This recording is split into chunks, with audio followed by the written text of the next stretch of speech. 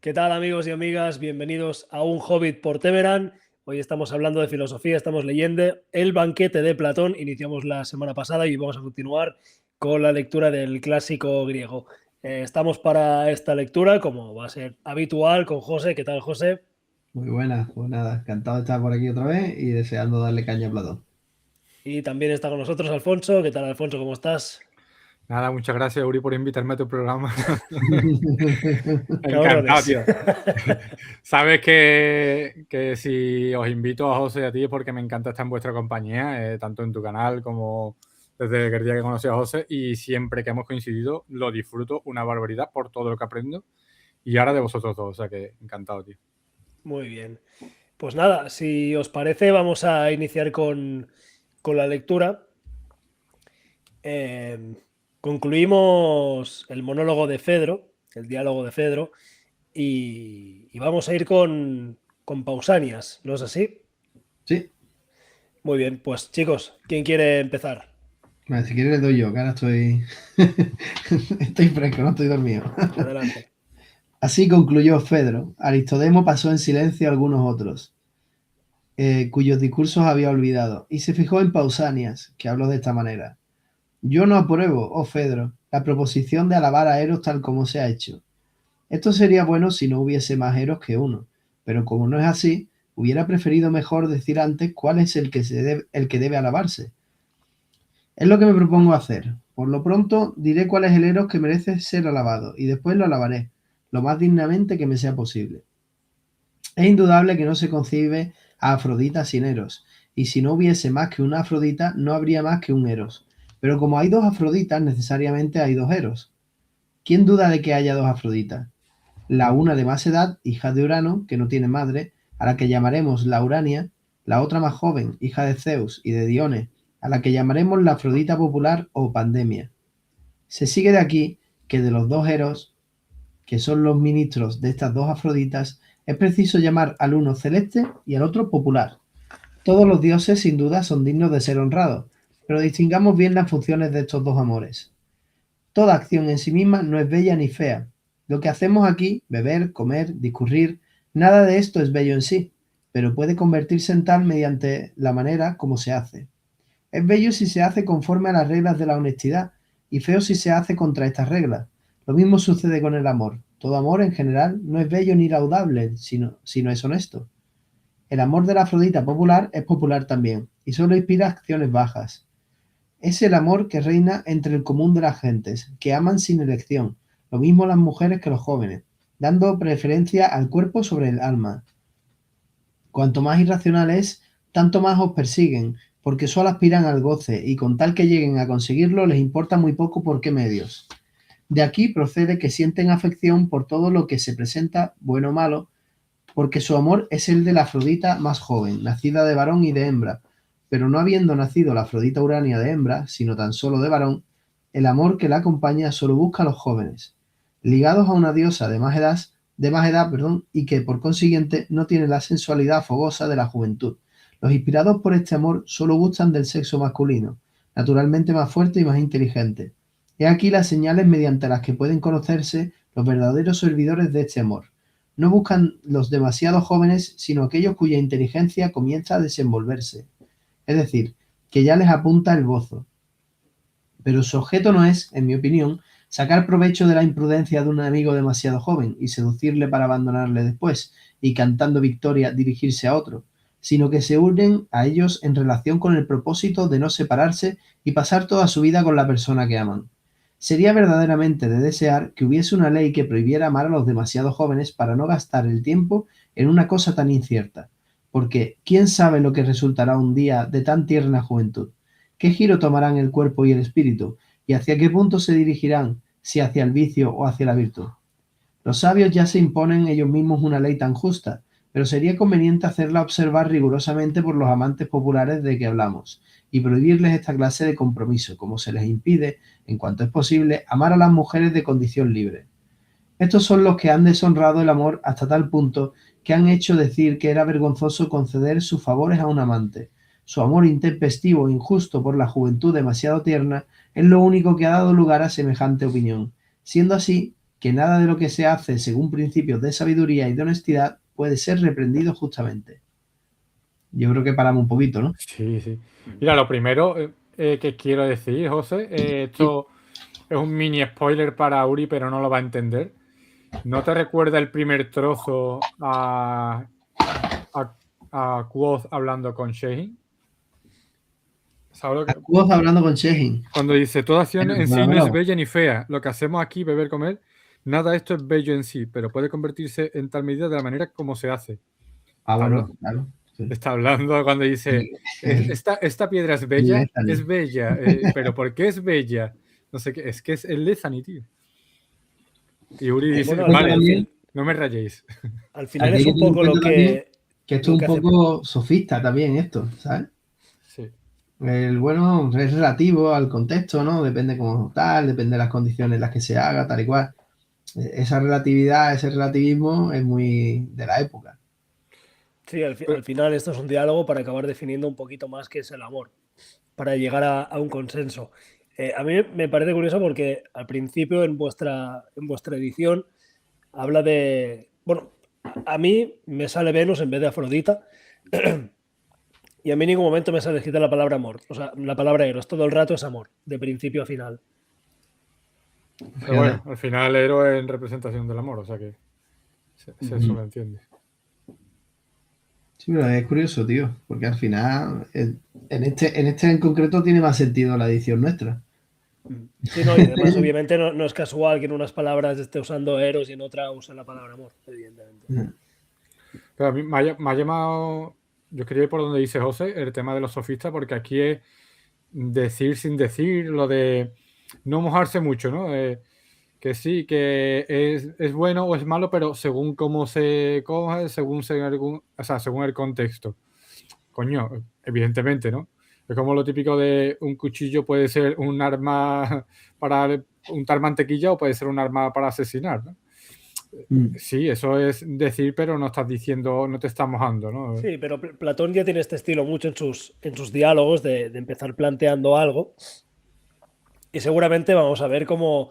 Oh, bueno, excelentísimo amigo, si piensas esto, ¿cómo pudiera ser que... Tú que eres tan sabio. Hacerte reflexionar. Claro, tiene que presentar pues ese relativismo sofista que es el que él combate. Exacto. Al final Sócrates y Platón no se entienden sino como reacción en contra de los sofistas, ¿no?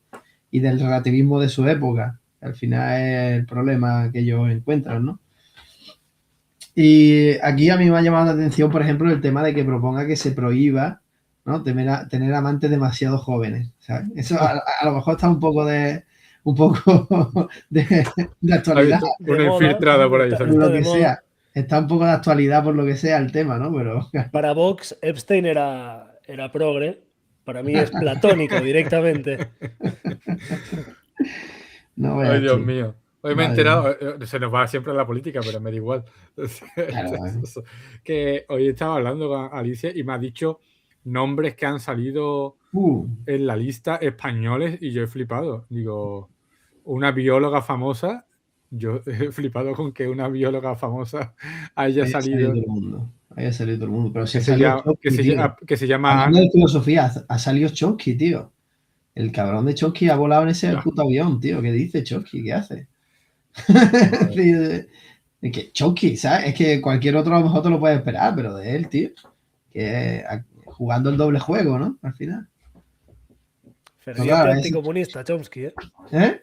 Ferviente anticomunista. Sí, pero está jugando al doble juego de... Yo veo una clara correlación ahí. Bueno, a lo mejor, ¿no? El enemigo de mi enemigo, ¿no? ¿Sabéis quién nos sale los papeles? Puede ser, ¿no? No sé, pero... Coño, Chomsky era Villarroya. Muy brillante. Tío, pero Chomsky era un tío muy brillante y muy coherente con su postura tal y cual. Es decir, que no era un papanatas, tío, como para andar en esos jaleos. Pero bueno, absolutamente. Ya a esta altura no sorprende a uno, no le sorprende nada, ¿no? En fin, desolador. Terrible. Pero bueno. Pero sí, eso que es curioso, el que viesen que no estuviera bien visto el tener amantes muy jóvenes. ¿En qué sentido crees que lo dice realmente? en el sentido que lo estábamos leyendo, vamos, tal cual. Es decir, ahí te está hablando, por un lado, del amor verdadero, entre comillas, que él cree o va a defender que es el amor entre hombres maduros, o un hombre muy maduro y otro que empieza a madurar, ¿no? Como ha dicho. Y el amor físico, digamos, que ahí ya sí deja entrar a la mujer, ¿no? y a los hombres jóvenes y tal y cual, ¿no? Que es el amor por el cuerpo. Le falta deseo, decir ¿no? que por cojones necesitamos las mujeres para procrear. Le falta decir. Y sí, ya ves. Pero que eso es lo que está diciendo, es decir, esos dos tipos de amor, el amor que es básicamente pues la pasión, el deseo corporal, tal igual, y por otro lado pues el amor, ese amor real, digamos, para él, ¿no? El amor profundo, que solo puede darse entre hombres porque según su punto de vista, y lo vamos intuyendo ya, es que la mujer no da para más mentalmente, ¿sabes? Desde el punto de vista griego, la mujer no está al mismo nivel digamos, reflexivo que el hombre, y entonces para ello es un ser inferior, con lo cual no tendría sentido enamorarte profundamente de alguien que tú crees que es inferior. Veremos posteriormente que esta postura se discute bastante desde Platón. Sí, sí, sí. Platón es que en algunas cosas era progre, claro, en algunas. Sí. En otras era el más retrogrado. Votaba Podemos. Ya lees la República, ¿eh? Platón allí, hay que abolir el régimen del 78. Dios te oiga. Entraremos con la República y veremos otras cosas. Buah, la República tiene pasajes, tío, por lo menos si no la vemos entera, algunos pasajes hay que ver en algún momento. Pero sí que ahí precisamente hace un alegato de la defensa de la mujer, diciendo que tiene las mismas capacidades, hombres y mujeres. Sí, sí, sí. Que de hecho hace la comparación con los perros guardianes. Dice, el perro guardián, sea macho o hembra, se encarga de custodiar las ovejas. Entonces. pero vamos a verlo. Creo que esto lo hablé en una vez fuera de micro con Uri. Y es que muchas veces creemos que... Me estoy metiendo en unos jardines que no veas. vaya los jardines en los que me meto. Creemos que muchas veces que comprar el pack completo de las... digamos de la izquierda, ¿no? Sobre todo de la izquierda. Tú quieres ser de izquierda, tienes que comprar el pack completo de feminista, antitaurino, animalista, voy a exagerarlo, vegano, no sé qué, no sé cuánto. Dices tú, no, coño, a lo mejor yo soy de izquierda, pero me gusta comer carne. O no, tío, yo soy feminista, pero no estoy de acuerdo de cómo se están haciendo las cosas. Y esto tiene una parte buena y una parte mala. Pues esto es lo mismo. ¿Por qué tendría que ser una persona progre, a lo mejor Platón, pero en ciertos aspectos no comprar todo lo que es lo que tenemos ahora mismo concebido como el progresismo? O sea que... Claro, es que en realidad Platón no es que fuera un progre, es decir, desde su punto de vista, que ha dicho, no sé si sí, es decir, él quería un progreso en la sociedad a mejor, quería un cambio mejor en su sociedad, y dentro de ese cambio mejor nosotros, desde nuestro punto de vista, vemos cosas como que eran un cambio mejor y cosas como que eran un cambio a peor. Claro, la cosa obviamente no es que Platón fuera progre, sino que atribuimos algunas de sus ideas, la adaptamos a nuestra cosmovisión y les llamamos progre, pero evidentemente Platón era un revolucionario. No aplica ahí. Platón era un revolucionario. Hacia qué punto no importa, lo que importa es que era un revolucionario. Quería romperlo todo y cambiarlo todo, lo que pasa es que no se dan las circunstancias. También es que sería progre quizás en su época. Evidentemente ahora lo vemos en perspectiva. Pero ni siquiera era progre, es lo que quería. Es una palabra que no aplica. Claro, pero entendemos, progre es un término que no pega. Sí, desde nuestro punto de vista. Sí, pero que lo que quería era romperlo todo, era un revolucionario. Lo que pasa es que era un revolucionario con su pasta y sus contactos y sus colegas, y era un revolucionario de sofá, aunque no tuviera sofá. Pero era un revolucionario de triclinio, ¿no? Claro, lo que está atacando es la filosofía o la ideología, porque para Aristóteles ni siquiera es una filosofía, para ellos no son filósofos, pero está atacando el sofismo realmente. No. Está siguiendo, superando en algunos sentidos, la filosofía de su maestro, de Sócrates, y tiene unas ideas, como dice José, revolucionarias respecto a los sofistas. Que ahora, desde nuestro punto de vista, yo siempre reflexiono esto con los chavales, tío, cuando le explico a Platón, Sócrates, empiezo por los sofistas, luego paso a Sócrates, un poquito de Platón, y yo siempre les digo que es muy llamativo que Occidente elija como al héroe de la historia a Sócrates y al dúo Sócrates-Platón, porque en realidad los que representan los valores reales de la democracia occidental serían los sofistas. La democracia occidental tiene que seguir los 3 principios básicos de los sofistas. Tiene que estar dispuesta a conceder que no hay verdades absolutas y que las verdades dependen del contexto, y que en cada contexto las verdades se deciden por mayoría, porque eso es lo que hacen, de hecho, las democracias. Cambiar las verdades de un día para otro, ¿no? En un parlamento.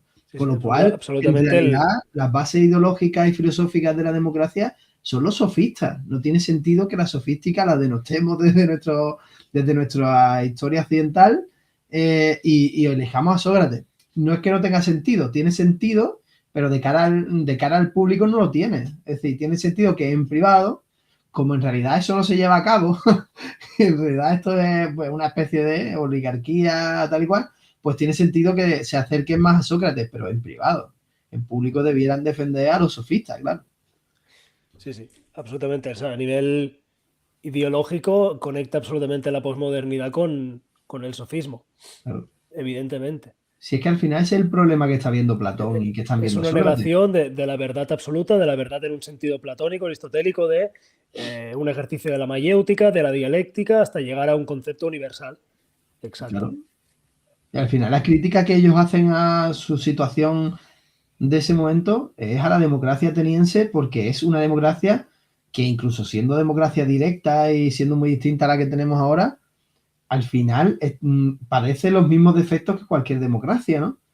Que es esa posibilidad de que si la gente no está formada, pues la democracia degenere en una oligarquía encubierta, y además una oligarquía de los inútiles. No la oligarquía de los que ya saben y están preparados, sino la oligarquía de los más sinvergüenzas del planeta. Que es lo que ocurría en época de Platón y es lo que ocurre en nuestra época actual, ¿no? Que al final el más sinvergüenza y que sabe llevarse a la gente al bolsillo es el que termina manejando el cotarro, ¿no? No da caña a ti. No, coño, añadearlo. No, pero si es que es muy parecido a lo que hemos hablado antes de Jesse Sten y demás. Pues es que se está demostrando que los poderes llegan hasta sitios recónditos. Y es una de las cosas que yo hablaba esta tarde con Alicia. Muchas de estas personas que están en esa lista seguramente es por darse un hueco en el poder y decir, yo estoy aquí porque quiero pertenecer a una élite. Y hasta ese punto son capaces de llegar, hasta hacer ciertas cosas que se han descrito que pasaban en esa isla y en esos aviones y en esos lugares, ¿no? Y yo creo que la relación sería más bien, como tú has estado en esta isla, tú vas a tener poder. Claro. Pero para acceder, esto es la pescadilla se muere la cola, para acceder a esa isla también tienes que tener un cierto tipo de contactos. O estar en el puesto que al otro le interese controlar, que al final esto es, no nos engañemos, esto era una red de chantaje.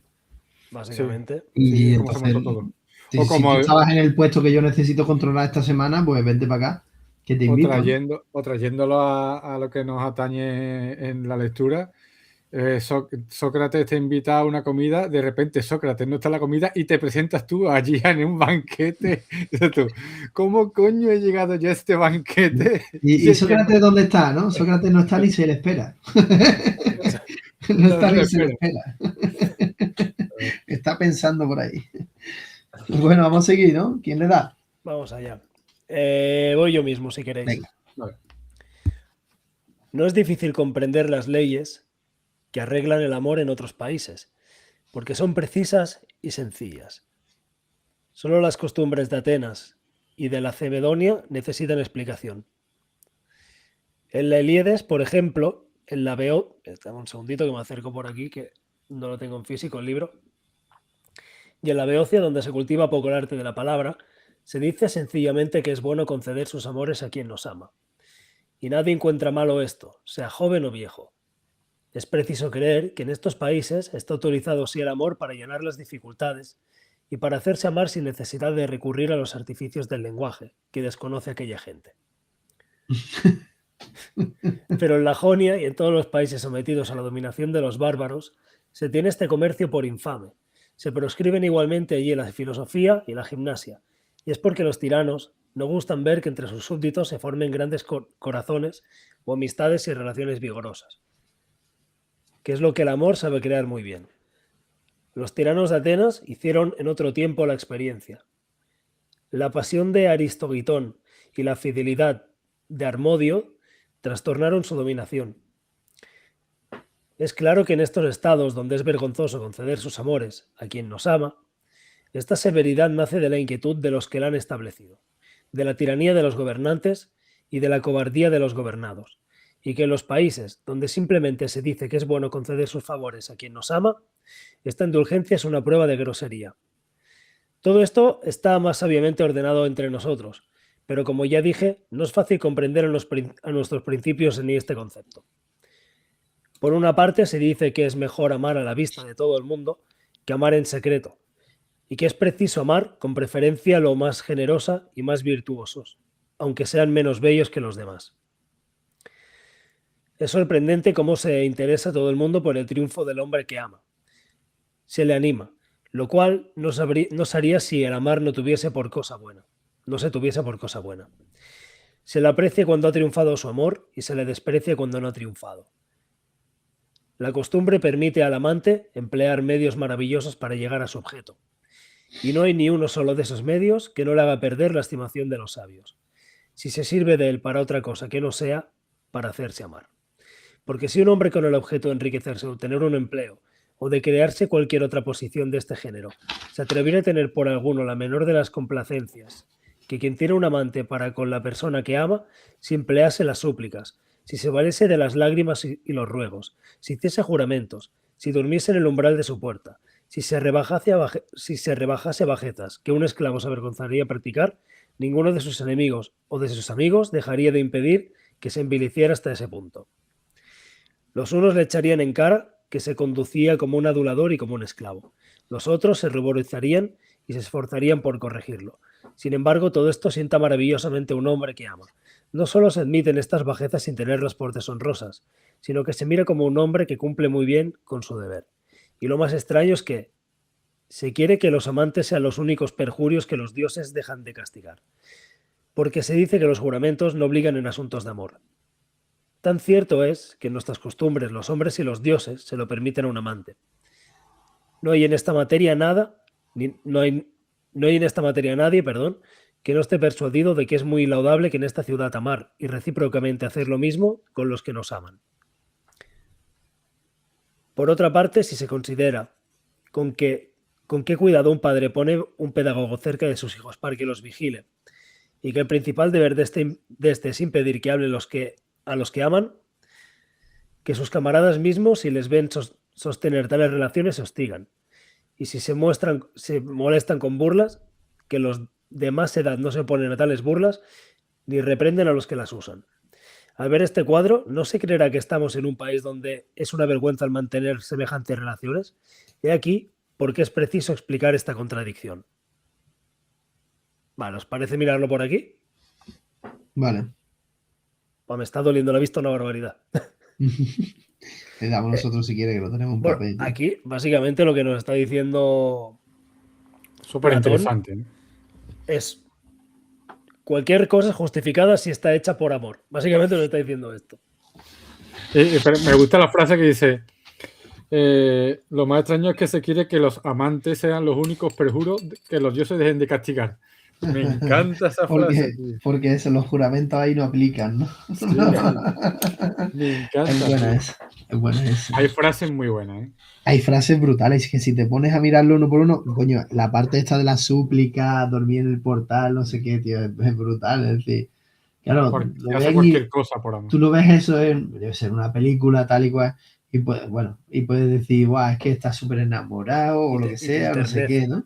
Y te dices, pobrecillo, pero claro, dice, imagínate lo que fuera para un negocio, ¿sabes? Como la gente lo miraría diciendo, imagínate que sea por dinero. Miserable, arrastrado. Imagínate que le llevas tu premio Nobel a Donald Trump, a la Casa Blanca, después de que te haya dejado tirar, claro, y haya dejado a los mismos el poder de tu país, ¿no? Si pone un tuit que pone I like Trump, cambia mucho la cosa, como... Espérate que le van a dar la medalla de Madrid, ¿eh? Claro, no, claro, claro. Que se la Imagínate va que a- siendo europeo, ¿eh? Y habiendo sido un líder de un país europeo, le lamieran las botas atrás, ¿eh? Siendo jefe de la OTAN, diciendo gracias por hacernos pagar tantos miles de millones. Solo tú podías conseguirlo. por decir lo de mira aquí, Trump, mira aquí, señor Madre Trump. Bueno, mía, cuando tío. volaron Nord Stream 2, que el primer ministro de Polonia dijo gracias a Estados Unidos. Claro. Gracias por joderme la. Gracias por joderme el negocio. Sí. Soy gilipollas. Qué rica sabe tu bota. Esto es cuando ves esas cosas es como no meterse con los subnormales. No he visto nunca eso de no meterse con los subnormales, chavales. Alerta por subnormal, alerta. O Lo que sa- el meme este del pianista, ¿no? Que sale así, no disparen, por favor, soy subnormal. Eso. Demuéstrelo. Demuéstralo. Gracias, USA. Había un tema de rap muy guapo, tío, que me acabo de acordar, es del 2000 poco.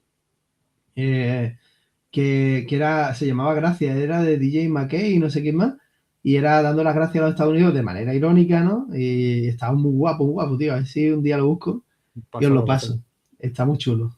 Yo he colgado ahora mismo, hace un rato en Facebook, un tema de rap también. Que no sé si YouTube me permite decir palabrotas en inglés, pero bueno, digamos que se titula No me importa mucho, siendo finos. I don't give a fuck. Vale, me da igual, me lo digo. I don't give a fuck, de Tote King. Y bueno. es ironía, ¿no? Como ya no me importa nada porque que haya escrito un libro Belén Esteban, que Paquirrín se convierta en DJ, que no sé quién, no sé cuánto, que las entrevistas que hacen a la gente y lo intentan hacer por subnormales cuando ellos tampoco tienen ni puta idea de lo que están preguntando. Y eso es alerta por subnormal, pero en versión Tote King. Y dice, ya no me enfado. Madre mía. Pero está, tío, yo qué sé, es que Platón es mucho Platón, ¿no? Tú fíjate que en verdad leemos muy poco aquí, pero es que salen temas por todos lados, tío. También está interesante que te diga cómo hay diferentes visiones del amor dependiendo de la sociedad en la que te Sí. encuentres. Y cómo critica las sociedades, como sociedades dirigidas por tiranos, las sociedades que no permiten ese amor entre hombres, del que está hablando al final. Sí. Y Que luego, las de Tenes y la Cemedonia, bueno, mira, son complicadas. En la Ilíaderes, por ejemplo, y en Beocia se cultiva poco el arte de esta palabra. Entonces ahí ven el amor como simplemente, déjate caer y ya está. cómo le da caña también a la peña, es que es brutal.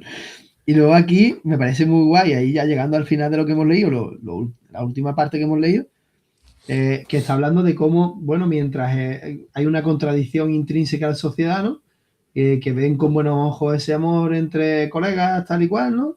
Pero que cuando son pequeños y demás, y son, que digamos, se ve bien al que ama, al mayor, pero al joven le hacen bullying en la clase, ¿no? Y se lo permiten los mayores, que es muy gracioso porque, coño, parece que el bullying es algo nuevo, ¿sabes? Y te lo está relatando ahí, ¿no? Dice, por otra parte, si se considera con qué cuidado un padre pone un pedagogo, dice, sus camaradas mismos, si les ven sostener tales relaciones, los hostigan, los molestan con burlas. Los de más edad no se oponen a tales burlas, ni reprenden a los que las usan. Tío, coño, esto es un instituto. Al final, tío, pero fíjate que está ahí, el bullying está ahí y cómo es permitido desde las instancias de la educación, ¿no? Que también es interesante eso. Aunque sea secundario, me parece relevante. Sí. Y no lo justifica, pero dice, bueno, pero no es de extrañar. Claro. No es que yo lo justifique, pero lo entiendo. Bueno, sigo. Dale. No recuerdo exactamente, pero no sé si... Justo después de contradicción, que va a explicar, Vale, dice, es aquí porque es preciso explicar esta contradicción, la va a explicar, ¿no? Vale. El amor, como dije al principio, no es de suyo ni bello ni feo. Es bello si se observan las reglas de la honestidad y feo si no se tienen en cuenta estas reglas. Es deshonesto conceder favores a un hombre vicioso o hacerlo por motivos reprochables. Es honesto si se conceden por motivos justos a un hombre virtuoso.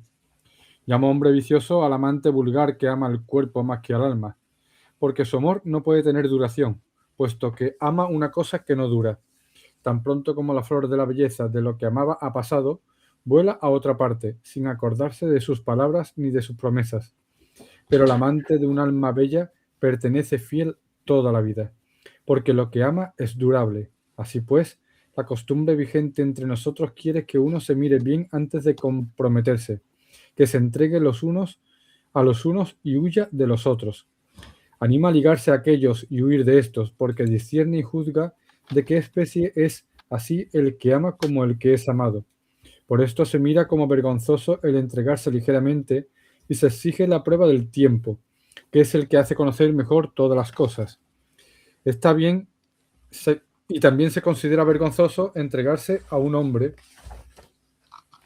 poderoso y rico, ya se sucumba por temor, ya por debilidad, o dejarse alucinar por el dinero o la esperanza de optar a empleos, porque además de que estas razones no pueden engendrar nunca una amistad generosa, descansan, por otra parte, sobre fundamentos poco sólidos y durables.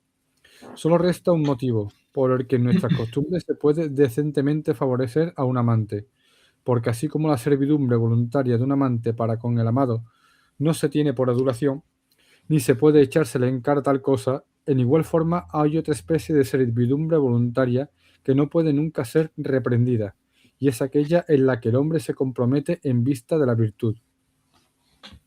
No sé si queréis que pare. O Yo leería una frase más, tío. Hay entre nosotros la creencia de que si un hombre se somete a servir a otro con la esperanza de perfeccionarse mediante él en una ciencia o en cualquier virtud particular, esta servidumbre voluntaria no es vergonzosa ni se llama adulación. Va, ahí yo sí pararía yo. Vale, ¿y por qué esa? Ya que te llama la atención de esa frase. No, la tengo, es que yo los libros los tengo trillados, tío, los de filosofía los tengo todos trillados, entonces la tenía ahí subrayada entera, porque es la conclusión de todo ese trozo que hemos estado leyendo ahí. No, él está diciendo, por un lado, que esa contradicción es dependiendo de qué tipo de amante sea el que te está buscando, ¿no? El que está buscando al joven. Que si es un amante que lo busca por la carne, digamos, que entonces sí que, digamos, algo a reprender o algo humillante, digamos, pero es que si es porque es para aprender de él, entonces no. Y entonces aquí es cuando se nos dice al final eso de que tenemos la creencia como sociedad de que cuando tú, digamos, sirves al otro o digamos que te dejan engatusar por aprender de esa persona, pues que ahí lo estáis haciendo bien, ¿no? Sí, hay una relación directa con la idea de aprender y la idea de belleza. No esa idea magna del sol que alumbra, que da luz, lo que te ciega una vez sales de la caverna. Y por eso directamente esa correlación de amar a lo que merece ser amado, de amar a la belleza de por sí, pues ya justifica cualquier tipo de amor que vayas a tener. Claro, como al final esa belleza se justifica más bien por el conocimiento. Se supone que el hombre mayor es el que tiene más conocimiento aquí. Entonces, claro, es como pues, al final ese amor platónico del que tanto hablas, ¿no? Un poco ese... Al final, fíjate tú que el amor platónico era un amor más bien entre hombres, ¿no? Era el amor de aprender del otro, ¿no? Era una especie de amistad profunda en la que se aprende del otro y se le ama por lo que tiene dentro, ¿no? Más que por lo que tiene fuera, ¿no? Es interesante eso, ¿no? Porque yo creo que la reflexión es real, ¿no? Al final, lo primero que te atrae cuando te enamoras de alguien y demás suele ser el físico, pero él dice, sí, el físico está muy bien, pero cuando se acaba, ¿qué es lo que queda? Dice, cuando te tienes que enamorar de una persona, enamórate de lo que es como persona, ¿no? Claro. De las virtudes que tenga realmente esa persona. Yo creo que la reflexión es brutal. Que Eso sí, lo hacían los chichos, tío. Viene el tiempo y la marchita. No eran los chichos, eran los chunguitos. Yo siempre me equivoco, ya. Hay más pillado, tío. Yo no controlo tanto. Creo que eran los chichos, pero bueno. También es importante que Platón señale la importancia de amar al alma por encima del cuerpo, por el hecho de que el alma en sí ya es eterna y es incorruptible. Y eso tiene mucho más sentido que amar una cosa que se va a corromper y que va a desaparecer. Ya, es que así. Tú ten en cuenta que también esto recoge en realidad una tradición griega de por sí, tío. Porque al final, si te fijas en Epicuro, por ejemplo, que defiende el hedonismo, ¿no? Al final nosotros, pero la cultura occidental se ha ido quedando con la idea de hedonismo en cuanto que quieres el placer físico, tal y cual, ¿no? Y al final Epicuro lo que está defendiendo es lo contrario, ¿no? Es un hedonismo que busca el placer, pero él defiende los placeres espirituales o intelectuales, entendamos, porque son los que duran. Los placeres físicos no duran, ¿sabes? Son cosas muy instantáneas, ¿no? Casi. Entonces, no aportan esa felicidad que aporta el conocimiento. Yo siempre digo a los chavales, cuando les explico a Epicuro, les digo, a mí, porque normalmente lo intento explicar en una última hora, o acercándose a la última hora, y entonces digo, a que os encantaría ahora comeros una hamburguesa del Goico. Digo, sí, pero no sé qué, ya me ponen todo alterado. Digo, claro, pero cuando te acabas la hamburguesa, se acabó el placer. Es un placer del cuerpo, dura muy poco. Digo, pero haber entendido a Epicuro, eso ya es para toda la vida. Digo, eso ya es para toda la vida, tío. Ese ¿Qué te placer dice? no se va Métete nunca. oscuro donde te quepa. Los chavales me miran como diciendo, este está chalado, pero qué placer es entender a Epicuro. ¿Dónde está la dopamina de Epicuro? No pasa nada, ya lo descubrirán con el tiempo. Pero es así, ¿no? Al final, Epicuro que defiende es eso. Y no lo defiende porque sea un visionario, sino porque es algo de su entorno. Es decir, porque en la época griega clásica, pues la gente con un poco de cultura, al final, tiene mucho más interés por la cultura que por lo físico, ¿no? Y que lo físico de por sí además es algo como muy accesible. El conocimiento en ese momento, no tanto, que no tienen ChatGPT y por lo tanto eso que es poco accesible y de por sí el humano se le suele hacer como bastante más Claro. llamativo. Esto me recuerda también a lo de el Club de los Poetas Muertos, que entiendo que lo habéis visto. Me gustaría hacerla en Recreo de Cine. Recreo de Cine, fíjate. Es un hobby de cine, no sé cómo llamaremos esta sesión nueva. Ya, es que Recreo de Cine está muy instaurada en la cabeza. Cuando dice coger las rosas mientras podáis antes de que se marchiten, ¿no? Es muy eso. Que eso es lo que decía más o menos Chicho, pero era como una que se habían veía copiado muy guapa y decía, más bonitas son las rosas, viene el tiempo y las marchitas. Y era la canción de ni más ni menos, ¿eh? Hay que citar también. Pues vale. Las grandes mentes españolas. Ahora sí se coge. Pues han copiado de el Club de los Poetas Muertos. Más bonitas son las rosas, viene el tiempo y las marchitas. Porque tú te crees bonita, tú te pones orgullosa, decía. Eso era, tío. Más bonitas son las rosas. ¿Cómo han generado esto, de Platón a los chichos? ¡La mierda! No, pero fíjate que al final es gracioso porque este tipo de pensamientos griegos llegan hasta nuestros días de una manera intuitiva casi, ¿no? Porque son parte de nuestros genes culturales. Entonces muchas veces es como cuando Aristóteles, cuando habla del término, de que la virtud está en el término medio, tal y cual, ¿no? ¿Cuántas veces no has escuchado tú una vieja decir que la virtud está en el término medio, tío? Y una mujer que a lo mejor no sabía leer y escribir. La noción y sin embargo, de zapatero tus zapatos, Platón. Claro, tío, Platón. Es que son cosas que tú dices, están en nuestra genética cultural. Están tan fuertemente arraigadas en nuestra genética cultural que no es necesario ni que hayas leído, ni siquiera que sepas leer. Es como, tío, es parte nuestra. Grecia, sí. La Grecia clásica la podemos entender porque es parte de nosotros. Por eso la entendemos y nos parece tan sencilla, entre comillas, ¿no? Porque es parte está dentro de nosotros, es parte nuestra, ¿no? Es nuestra cultura. Sí. Bueno, sigue leyendo tú, José. Venga, hoy si quieres. Además le damos descanso a Uribe. Venga, pero luego habláis ustedes, que yo estoy hablando mucho. El que menos tiene que hablar soy yo. Es preciso tratar al amor como a la filosofía y a la virtud, y que sus leyes tiendan al mismo fin. Si se quiere que sea honesto, favorecer a aquel que nos ama, porque si el amante y el amado se aman mutuamente bajo estas condiciones, a saber, que el amante, en reconocimiento de los favores del que ama, esté dispuesto a hacerle todos los servicios que la equidad le permita. José, ¿qué? Perdóname, repite la frase al principio. Es preciso tratar al amor como a la filosofía y a la virtud. ¿Eso? Vale, sí, es que me viene otra cosa.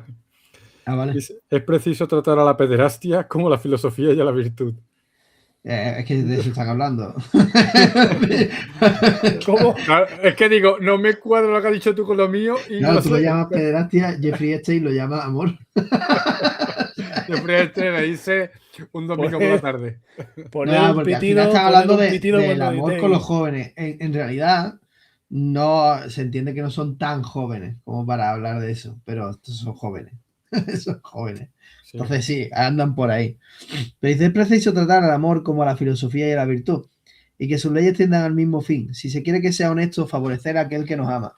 Porque si el amante y el amado se aman mutuamente bajo estas condiciones, a saber, que el amante en reconocimiento de los favores del que ama esté dispuesto a hacerle todos los servicios que la equidad le permita, y que el amado a su vez, en recompensa del cuidado de que su amante hubiere tomado para hacerle sabio y virtuoso, tenga con él todas las consideraciones debidas. Si el amante es verdaderamente capaz de dar ciencia y virtud a la persona que ama, y la persona amada tiene un verdadero deseo de adquirir instrucción y sabiduría, si todas estas condiciones se verifican, entonces únicamente es decoroso conceder sus favores al que nos ama. El amor no puede permitirse por ninguna otra razón, y entonces no es vergonzoso verse engañado. En cualquier otro caso es vergonzoso, véase o no engañado, porque si con una esperanza de utilidad o de ganancia se entrega uno a un amante que se creía rico, que después resulta pobre y que no puede cumplir su palabra, no es menos indigno, porque es ponerse en evidencia y demostrar que mediando el interés se arroja a todo. Y esto no tiene nada de bello. Por el contrario, si luego de haber favorecido a un amante que se le creía hombre de bien y con la esperanza de hacerle uno mejor por medio de su amistad, llega a resultar que este amante no es tal hombre de bien y que carece de virtudes, no es deshonroso verse uno en este caso engañado, porque ha demostrado el fondo de su corazón y ha puesto en evidencia que por la virtud y con la esperanza de llegar a una mayor perfección es uno capaz de emprenderlo todo, y nada más glorioso que este pensamiento. Es bello amar cuando la causa es la virtud. Este amor es el amor de Afrodita Urania. Es celeste por sí mismo, es útil a los particulares y a los estados, y digno para todos de ser objeto de principal estudio, puesto que obliga al amante y al amado a vigilarse a sí mismos y a esforzarse en hacerse mutuamente virtuosos. Todos los demás amores pertenecen a la Afrodita popular. He aquí, Fedro, todo lo que yo puedo decirte de improviso sobre Eros. ¿Paramos un poquito aquí? Sí. Vale. Bueno, pues, ¿qué me contáis? Que me ha gustado lo de que suena a un amor interesado, no es realmente amor, es más o menos lo que yo entiendo. Y es vergonzoso, te engañen o no, ¿no? Estás diciendo. Sí, porque es que lo del interés en la Grecia clásica estaba muy mal visto. No, y más siendo un interés económico, cuando estábamos hablando de que ellos el tema económico, lo estuvimos hablando el otro día, no le tenían tanto aprecio. Por tanto, era como más denigrante, se puede decir, ¿no? Ellos tienen que tener amor por las virtudes, pero no por otro tipo de interés, sino por una persona, como has dicho tú, quizás una persona culta, una persona con valores y demás. Después en secundario sería el cuerpo, incluso amar a la mujer, que sería ya incluso denigrarte un poquito más. Y después ya sería deshonroso amar por el dinero. Es que fijaros que hemos pasado de la divagación sofista a la frase de el amor no puede permitirse por ninguna otra razón. Es tremendo. Como es verdad que estaba hablando, no sé si fuiste tú, Ose. Dice, espérate que en cualquier momento ya empieza a categorizar. Dice, ya no es Lo ha dicho Uri, pero... Uri, ¿no? Digo, no sé si quién de los dos lo había dicho. Espérate, da tiempo que verá como en cualquier momento dice, esto es así. No, Claro, además aquí no dice que el dudes. único amor de la Afrodita Urania, ¿no? Es decir, el único amor, digamos, decente, ¿vale? Porque al final cuando dice tantas veces popular o tal o cual, lo que está diciendo es, esto es de pobre, ¿sabes? Es lo que está diciendo. Ese amor del cuerpo es un amor de pobre, ¿no? El amor interesado es amor de pobre, ¿no? Y es como de gentuza, ¿sabes? Para ellos se consideran en un nivel, ¿no? Cultural y económico elevadísimo, porque además son la gente elevada de la ciudad. Entonces están como desdeñando que, bueno, eso de fijarse en el cuerpo es como muchoni, ¿sabes? Y eso no, hay que apartarse de eso, ¿no? Y de hecho esto se sintetiza muy bien con la frase de es bello amar cuando la causa es la virtud. Claro. Claro. Este es el amor. de la Venus celeste, que es justo lo que estabas comentando. Claro. Que al final cuando habláis de celeste tenemos que entender la concepción de celeste que tienen los griegos, ¿no? Que es como la perfección. Incorruptible, exacto. Para ellos todo lo que está fuera de la Tierra, todo ese mundo supralunar, perdón, eso, que digan los Aristóteles, ¿no? Todo ese mundo que está por encima de la Luna, todo ese mundo que está más lejos de la Tierra es un mundo perfecto en el que no hay corrupción, no hay cambio, no hay movimiento, en el sentido negativo de movimiento, es decir, de cosas que cambian y no son muy fiables. Y cuando habla de este amor celeste es el amor perfecto, ¿no? Exacto. Que ese es el amor platónico, ¿no? El amor de que el adolescente de turno se haya enamorado de una que pasa 3 kilos de él, ¿sabes? Eso no es amor platónico, muchachos. Eso es que pasan de tu culo. Pero eso no es amor platónico. Eso es otra cosa. Amor platónico es que te gusta porque es lista, ¿eh? No porque le tiene los labios para que le han pegado con una sartén hirviendo, ¿eh? Los pimientos morrones, he comido. Pero al final, ¿por qué se habrá denigrado el tema del amor platónico a lo que hoy lo tenemos en la cabeza? En plan, ¿sabes qué digo? En plan ya me recuerda a un adolescente, pero que voy a hacerle tengo Bueno, yo creo que sí que existe ahí algún tipo de conexión de querer pensar que el amor platónico realmente es una idealización y dejarlo ahí, ¿no? De la relación de la idea con la perfección para Platón, ¿no? El mundo de las ideas y demás. Y yo creo que va un poco por ahí. Sí, yo creo que también yendo, es decir, saliéndonos un poco de lo literal, ¿no? Yo creo que va un poco por el tema de que cuando tú estás dispuesto a aprender de alguien, tienes que confiar en que ese alguien es digno de enseñar. Es decir, tienes que considerar que ese alguien lo que tiene que enseñarte, y si aquí lo que tiene que enseñarte es la virtud, tienes que considerar que ese alguien es virtuoso. Entonces al final lo estás idealizando, ¿no? Y en esa idealización de pensar que ese alguien es virtuoso, tú te veas como que no puedes llegar a ser tan virtuoso como esa persona, ¿no? Es lo que yo entiendo que puede andar por ahí, pero otra cosa, bueno, se ha ido degenerando la idea y ya está. No sabría explicarte. Encierra un poquito de lo que era originalmente, al menos. Sí, algo hay, alguna intuición queda por ahí todavía. Pero bueno, a uno le duele un poco en el alma cada vez que escucha eso. Y en el alma griega, en la psique, en la que está aquí. Te va a doler eternamente. Pues nada, ¿seguimos ahí o qué? Sí, venga, vamos a darle un poco más. Venga, ¿le das caña, Alfonso, tú? Espérate, ¿tú quieres intentarlo, Uri, o leemos nosotros? Sí, no, leo un poquito más, no te preocupes. Si no puedes... Ya en el momento en que tenga la vista medio ciega, os digo. Vale, coño, que al final... Entre la luz, el fuego que tengo en la habitación y el PDF blanco. Pero venga.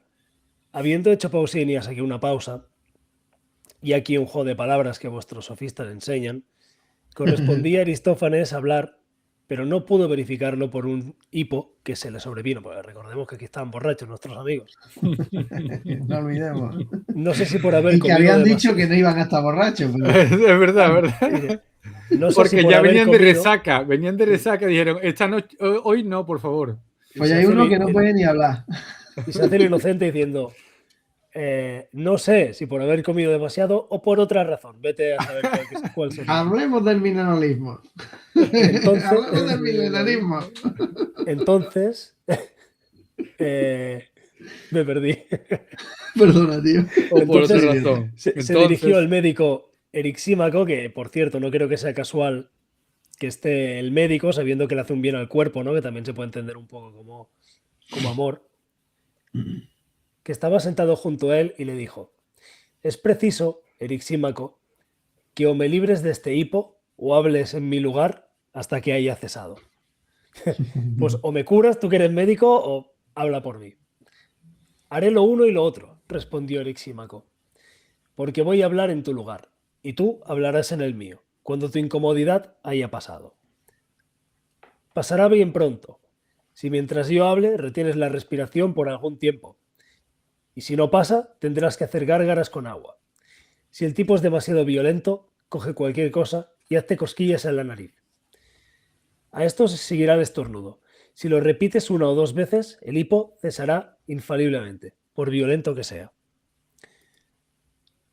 Y seguimos haciendo lo de retener la respiración, si es que los griegos sabían muchas cosas. Comienza luego, dijo Aristófanes. Voy a hacerlo, dijo Erisímaco. Y se explicó de esta manera. Pausanias ha empezado muy bien su discurso, pero pareciéndome que a su final no lo ha desenvuelto suficientemente, creo que estoy en el caso de completarlo.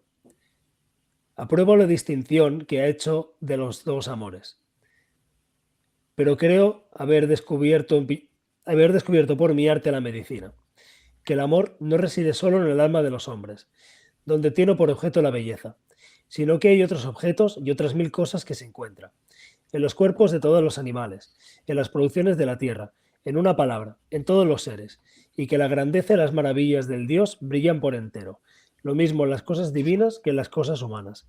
Tomaré mi primer ejemplo de la medicina en honor a mi arte. ¿Os parece parar aquí? Venga, como quiera. Porque no me parece menor lo que está diciendo de, bueno, hasta ahora hemos hablado de qué tipo de amor puedes tener hacia una persona, ¿no? Hacia hombre, mujer, de tu edad, más pequeñito, como Jeffrey, más hacia entregado al alma y a la virtud de por sí ya resultando en amor, más sí al cuerpo, que lo podemos entender como algo más pueril.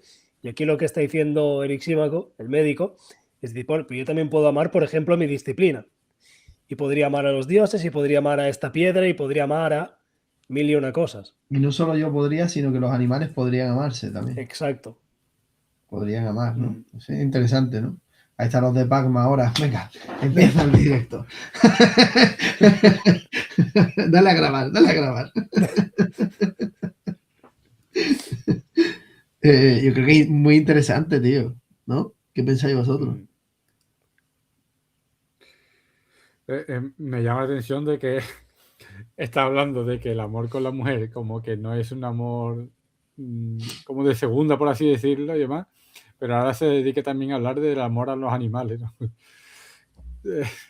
¿A qué altura deja la mujer aquí? Tenemos que ver, os quiero saber dónde pone a la mujer respecto a los animales.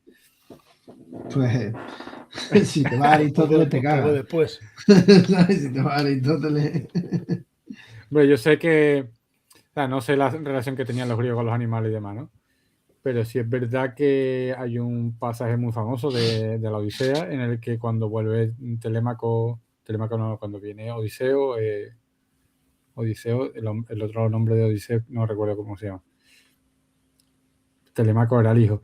Bueno, cuando vuelve Odiseo de las guerras y demás, vuelve a casa y venía como en plan por diosero, el único que le reconoce es el perro.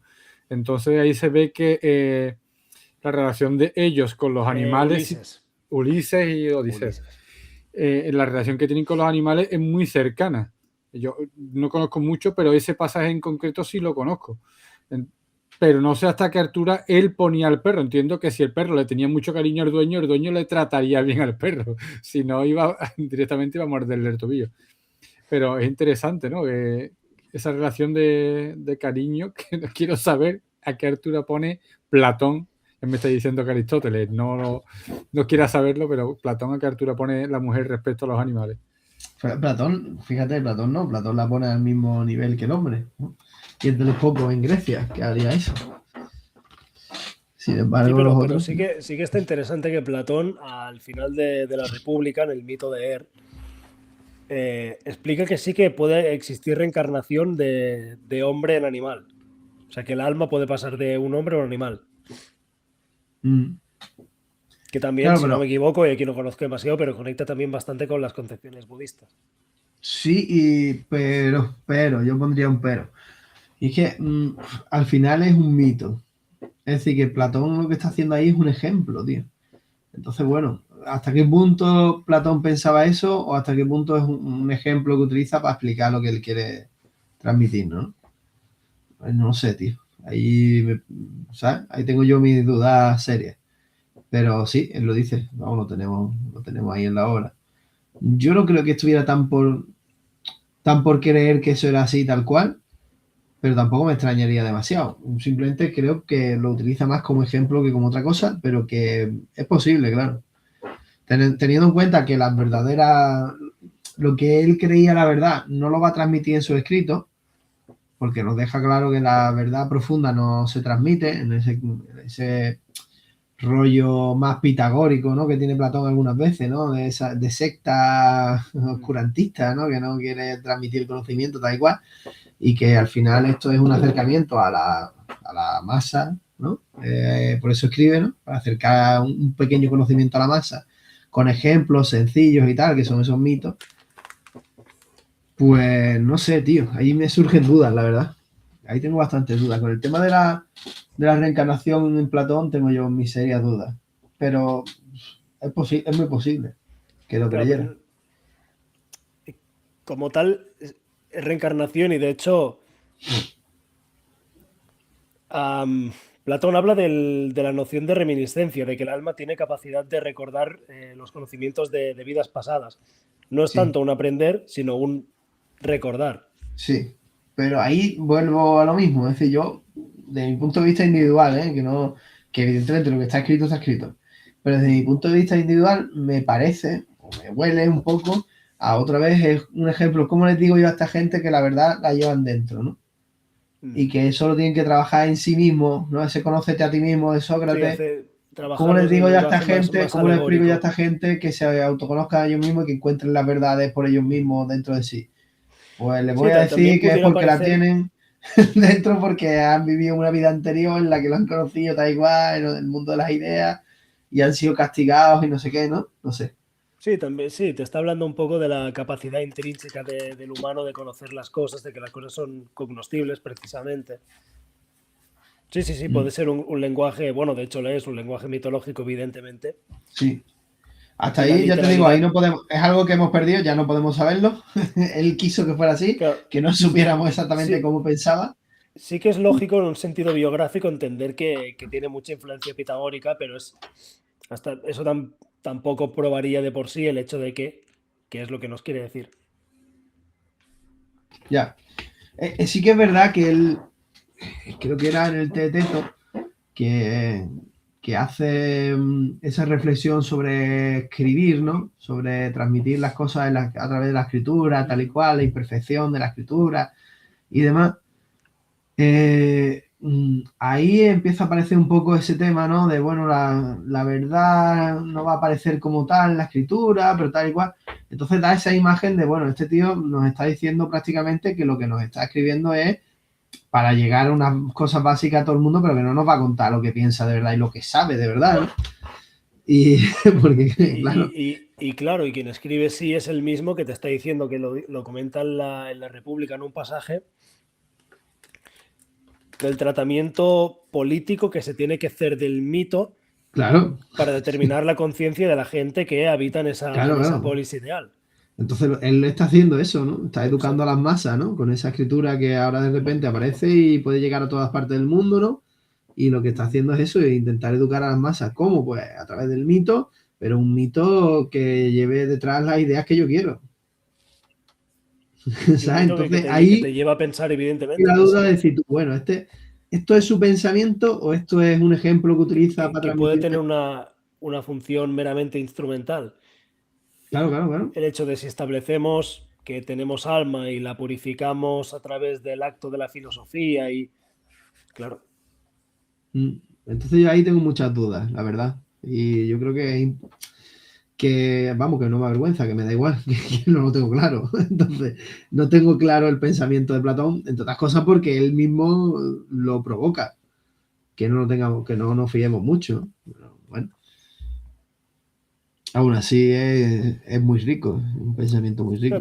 también si hacemos un viaje hermenéutico a través de los presocráticos y luego vemos cómo Aristóteles habla de las ideas de Platón, sí que tiene mucho sentido el creer que pudiera estar pensando así de una manera un poquito incluso más literal de la que podemos estar planteando aquí ahora. Sí, sí, sí, por eso te Sí. digo que tengo muchas dudas respecto No, de no, eso. evidentemente el abanico de posibilidad de qué aproximación literal hay entre lo que te plantea Platón y lo que él piensa, pues sí, Claro, evidentemente también hay que tener en cuenta está las abierto. influencias egipcias, ¿no?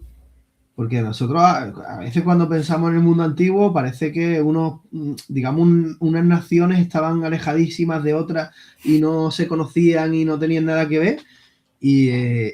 Coño, esta gente, Platón no, en concreto no, que sepamos, ¿no? Pero Pitágoras, por ejemplo, Tales, toda esta gente ha ido a aprender años y años a Egipto.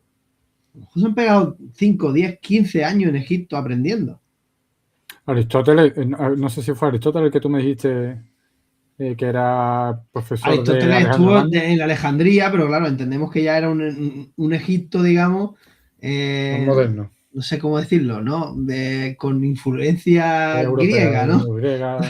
Pero claro, Tales y Pitágoras, por ejemplo, las matemáticas que aprenden tal y cual, las aprenden en Egipto. Y van a Egipto a aprender matemáticas porque Egipto es el sitio puntero para aprender matemáticas, porque allí es donde saben matemáticas, de verdad, porque entre otras cosas les va la vida en ello. O aprenden matemáticas o cuando pongan la plantación en el sitio que no es, te lo inunda el río antes de tiempo y te mueres de hambre ese año.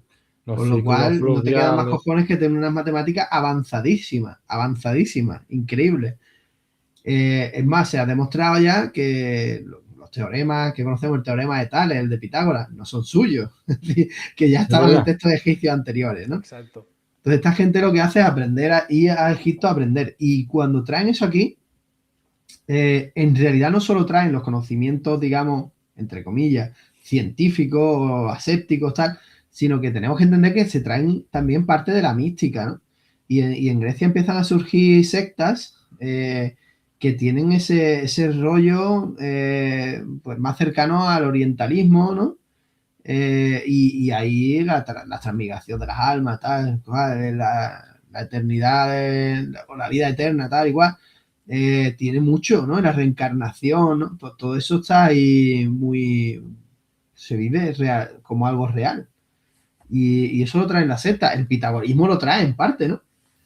Y al final, si vemos el mito de la caverna es básicamente un ritual que se hacía en las sectas, en algunas sectas,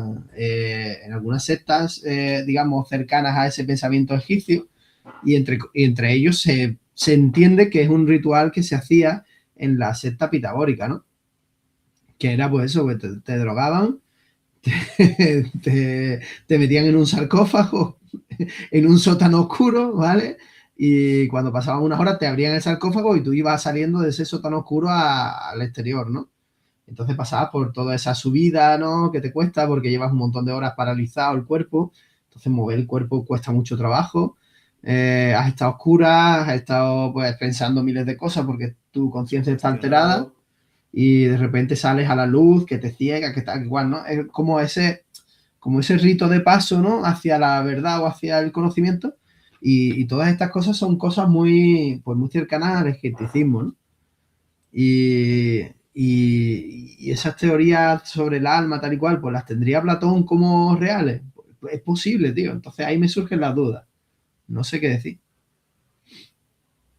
Pero me parece fascinante, la verdad. Sí, yo la verdad que realmente me lo haces plantear porque para mí tenía mucho sentido que Platón estuviera diciendo eso literalmente, o que lo considera de una manera literal. Claro. Entendiendo que ya los pitagóricos creen en los números, por ejemplo, digo, pues esta gente está tan loca que es capaz de pensar en estas cosas, en el número como entidad, en cuestiones tan metafísicas, digo, pues no me es de extrañar que Platón llegue a tener cosas que para nosotros son una locura. Platón es un pitagórico empedernido. Sí, pero hasta qué punto hasta qué punto ese es su pensamiento real. Es que claro, si él mismo te ha avisado, esto es como cuando tú todavía estás empezando con Rofu. Pero es como cuando Rofu te dice que Quoth ha contado solo una mentira. Bueno, cabrón, vale. ¿Cuál es la mentira? Porque la mentira puede ser que la historia que te va a contar es su historia. Esa puede ser la mentira, para empezar. Entonces, sí, estamos jodidos, ¿no? Por la situación que Rofu ha dicho que en su libro él ha escrito una mentira. Y ahora que Quoth cuenta una mentira, que Quoth cuenta una mentira. Y ahora dices tú, vale, ¿cuál es de todo lo que dice? ¿Cuál es? Que puede ser algo todo estructural, ¿no? Claro, puede ser algo muy sencillo de una cosa concreta o puede ser, mira, voy a contarte mi historia en 3 días, ¿sabes? Algo que Y no es mi te historia la que desmonta te el cuento, cuento, ¿sabes? claro. Entonces es como, o yo soy Code y no es Code, entonces, hostia, cabrón. ¿Sabes? Pues a esto me refiero con Platón, nos hace un poco el juego, ¿no? Es como, por otro lado, nos está contando toda su filosofía y por otro lado nos dice que la vía escrita no es la vía para transmitir las verdades.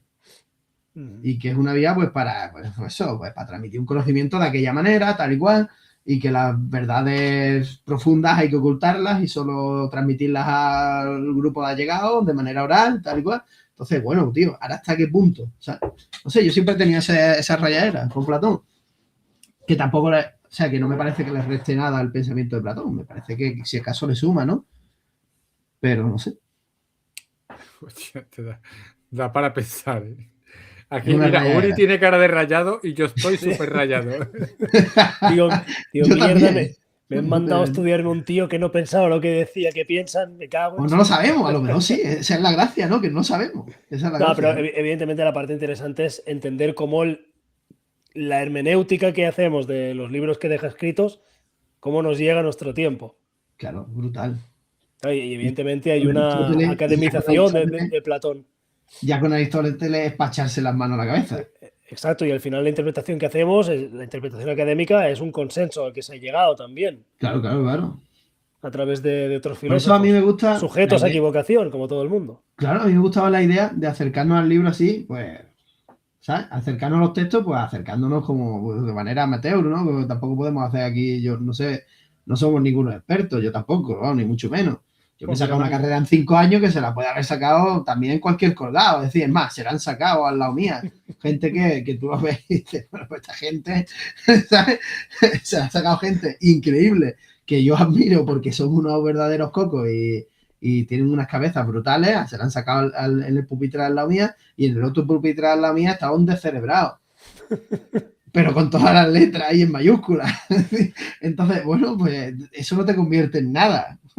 Eso no te convierte en experto en nada. Pues es un aprendizaje que puedes llevar a cabo de muchas maneras, pero me refiero, esa es la gracia, ¿no? Acercarnos a los textos como amateur, como persona lectora y ya está. Y mira, quiero entender esto. Y aquí, pues, más que respuesta, lo que vamos a hacer son preguntas, ¿no? y luego cada cual Claro, cada que cual que rellene reflexione los y huecos. que indague. No, al Rellene los final, huecos. Nos estudiamos los vocabularios y luego cada cual que rellene los huecos. pero al final, y corregidme, porque puedo meter la pata bastante hasta el fondo, al final el método socrático era también de ir haciendo preguntas y que tú aprendieras en base a esas preguntas, ¿no? Claro. Pues bueno, bienvenidas a esas preguntas que nos hagan reflexionar sobre el tema, ¿no? Yo creo que es lo ideal también. Y que como tú has hecho, que creo que es de lo mejor, entre comillas, que me entendéis por dónde voy, que lo mejor que ha pasado hasta ahora es que hagas una pregunta que nos haga quedarnos reflexivos a los tres. Hagas tú una pregunta y los tres, espérate, que no sé qué decir. Hombre, O sea, yo que creo creo que que es lo mejor que podemos encontrar aquí es claro, reflexionar. es lo más Claro, rico, ¿no? es que hay tantas aristas ya para empezar. Está el tema de la traducción. Está el tema de qué significaba para ellos determinada palabra. Está Claro. el tema de cómo están atravesados por su cultura, cómo están atravesados por influencias externas, Esa- como dice José, de La Grecia, por ejemplo. connotación. ¿Sabes cuántas traducciones ha pasado este texto antes de llegar aquí? Exacto. Eso es la primera, porque los textos clásicos, la gran mayoría nos llegan pues por las escuelas de traductores árabes de Al-Ándalus. Esa para empezar. Es decir, que esos textos se han traducido del griego, casi seguro. Bueno, Aristóteles seguro, Platón depende del texto, pero diría que casi seguro se han traducido al árabe. Y luego del árabe, casi seguro, se han traducido al latín. Y me atrevo a decir que del latín se tradujeran al francés. Y luego del francés al castellano. Aunque quizás esta sea una traducción del latín al castellano. Es decir, ¿cuántas traducciones ha pasado esto? ¿Quién la ha traducido y quién ha cambiado 4 cosas? Y no me extraña El que pensamiento quizás original la de Platón, a lo que entendemos ahí, tantas capas Claro, que es van que restando realidad, que es una locura, tío. Es una quizás la de aproximación. Uri sea una traducción más antigua y sino porque No, es que la de por lo Uri que parece más aproximada a la manera en la que pudiera haberlo escrito Platón. Claro, por eso, y la nuestra, sobre todo la mía, que es una edición muy moderna, tiene pinta que será una revisión de las ¿Te traducciones. digo de qué tiene pinta esto, Alfonso? ¿Cuánto te ha costado el libro, tío? No sé por qué fue. Yo esto lo un compré regalo. cuando estaba tiradísimo, ¿vale? Yo estaba tiradísimo, estaba en la carrera, tenía que comprar 1 millón de libros. Esto del primer año. En el primer año yo creo que compré en torno a los 40 libros, ¿vale? No tenía un pavo. Entonces, esto no pudo costar más de 12 euros. Se nos cayó. Espérate, lo añado que está por ahí. Aquí está. Vale. Sí. No sé si me habéis escuchado. Digo que Sí, esto unos 12 euros. 12 euros. no me pudo costar más de eso. Entonces, esto huele, así a lo loco, a que cogieron una traducción bien hecha y le cambiaron cosas para no pagar la traducción. Entonces, pusieron el nombre de otra persona como traductor, que al final lo que había hecho era una adaptación de la traducción. Es que la tuya es muy buena. parecida a la mía, cambiando cosas, ¿no? Me extraña de 4 que... cosas, porque si las dejas le tienes que pagar al traductor. Su trabajo. Pues, la tuya es la buena y esta, ya te digo que es una edición muy bonita, viene muy bien ilustrada. Claro. Para Esto tenerla en está una... muy guay también y trae varios textos y tal y cual, está muy bien cuidado, pero tienen ese rollo, ¿no? ¿Cuánta gente ha cambiado aquí cosas? Entonces es complicado. Yo creo que esta también puede ser lo que te iba a decir antes, que puede ser una revisión más moderna de las traducciones, porque no haya pasado tantas etapas de traducción como dices tú, del griego al andalusí, del andalusí al francés, del francés al latín, del latín al francés, muchas cribas.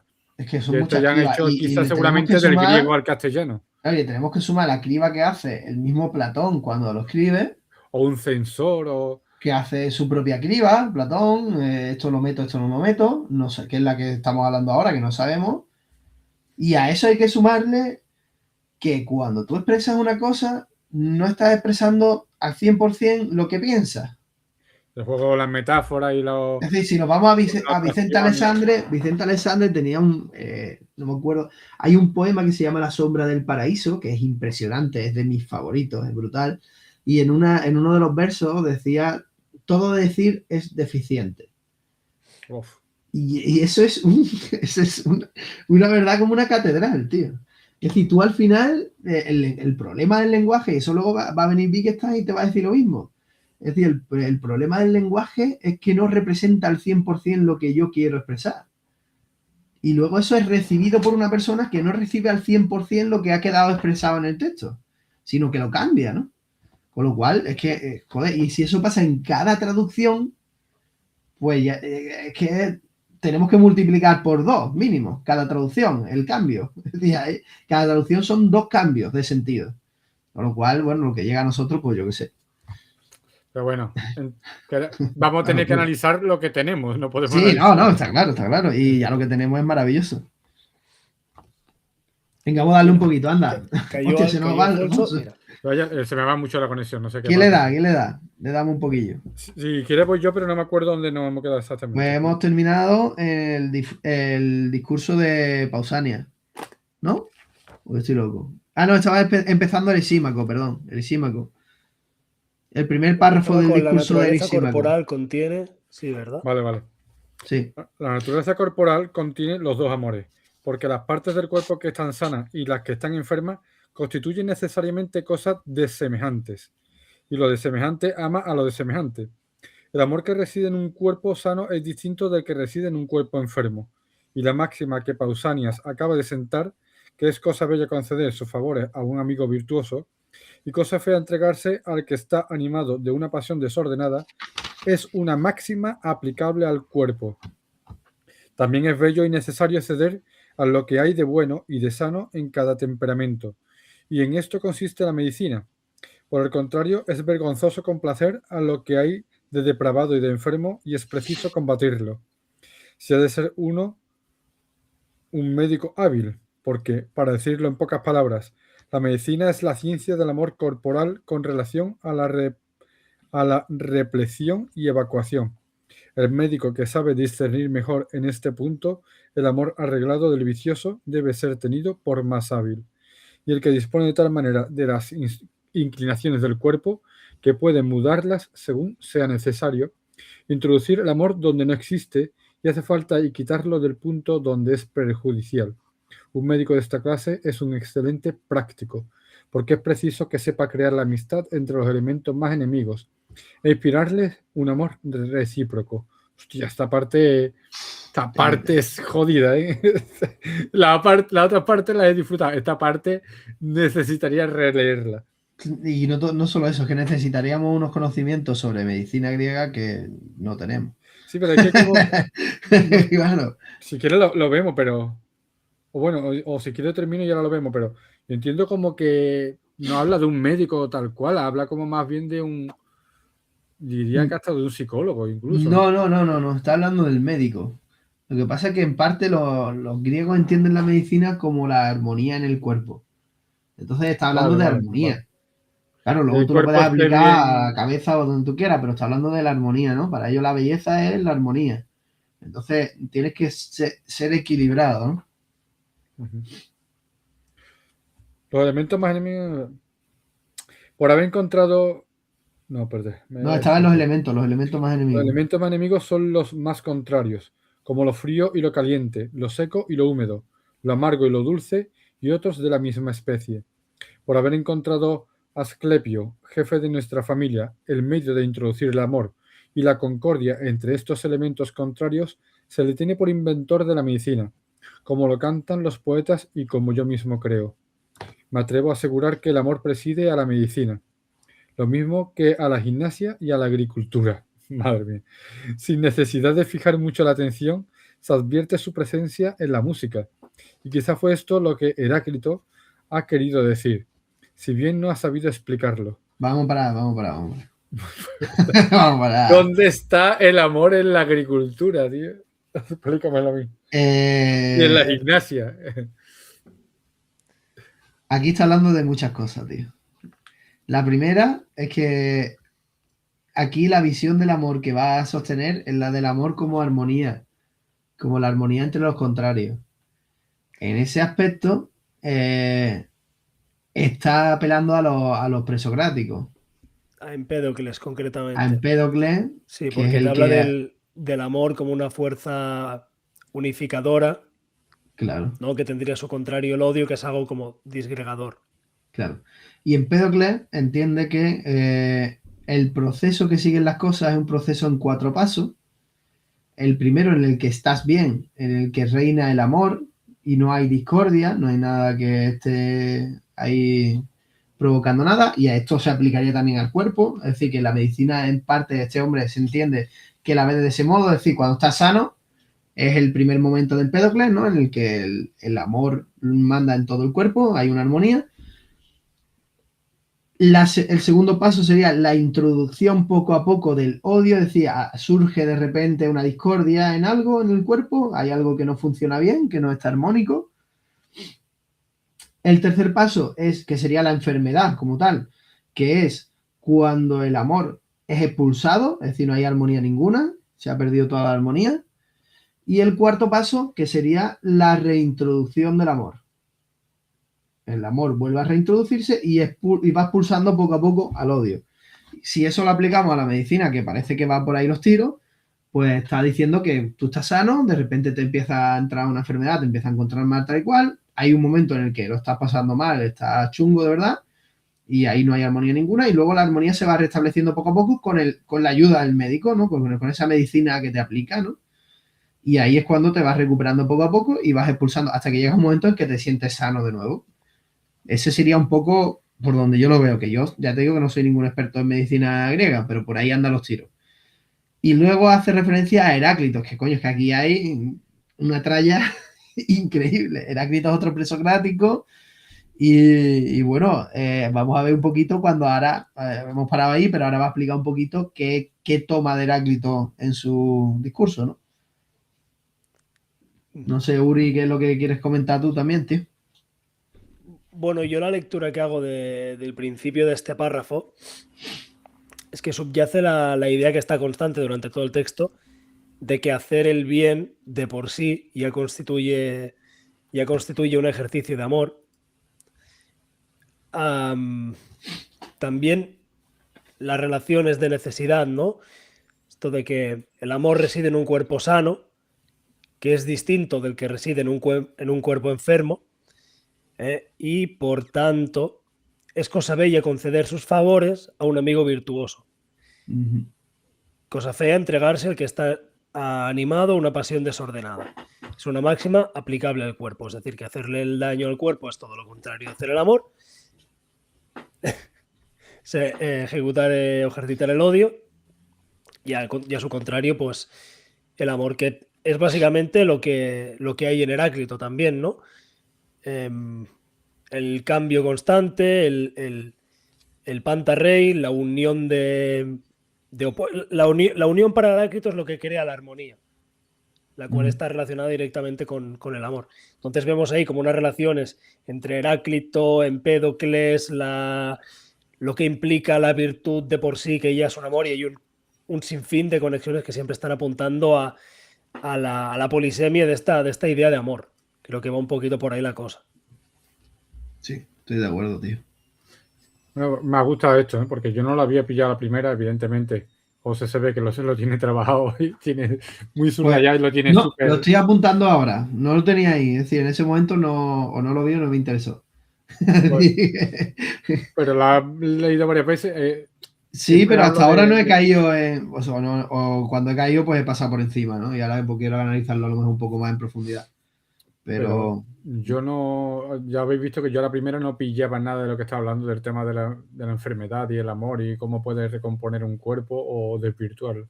Me está gustando bastante Pero Platón en la República vuelve sobre esta idea. Es decir, que esta idea que defiende aquí el Exímaco es una idea platónica, que está en Platón, que él lo toma como idea suya.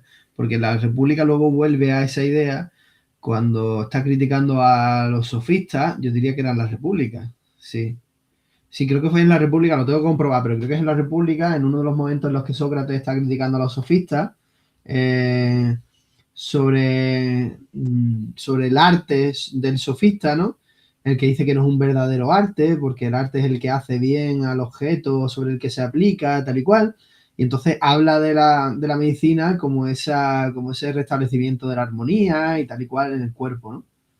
Y lo compara con eso. Sí es un arte porque hace bien aquello sobre lo que se aplica, pero lo que vosotros hacéis, pues no hace bien, simplemente pues te va mejor en la política, pero no lo hace bien al hombre, no lo convierte en mejor, ¿no? Y vuelvo a hacer referencia, y la idea que queda ahí, creo que eso es en la República, ¿no lo tengo claro ahora mismo? Sí, no, es en la República, Sí, la República. Vale, pues ahí la idea que hace referencia está de fondo esto, es decir, es esta idea de la medicina como buscar la armonía en el cuerpo. Ahí, si no recuerdo mal, lo que planteaba la contraparte de la tesis socrática es que el médico lo que está buscando es un beneficio. Para aquel en el que se aplica. Para él mismo. Y lo que le contesta Sócrates a través de la figura de otro interlocutor que ahora no me acuerdo, es que esa riqueza es una consecuencia del ejercicio de la virtud del médico en hacerle bien a ese cuerpo, que en ese consiste el ejercicio del médico, en hacerle bien al cuerpo, que ese es su objeto de trabajo.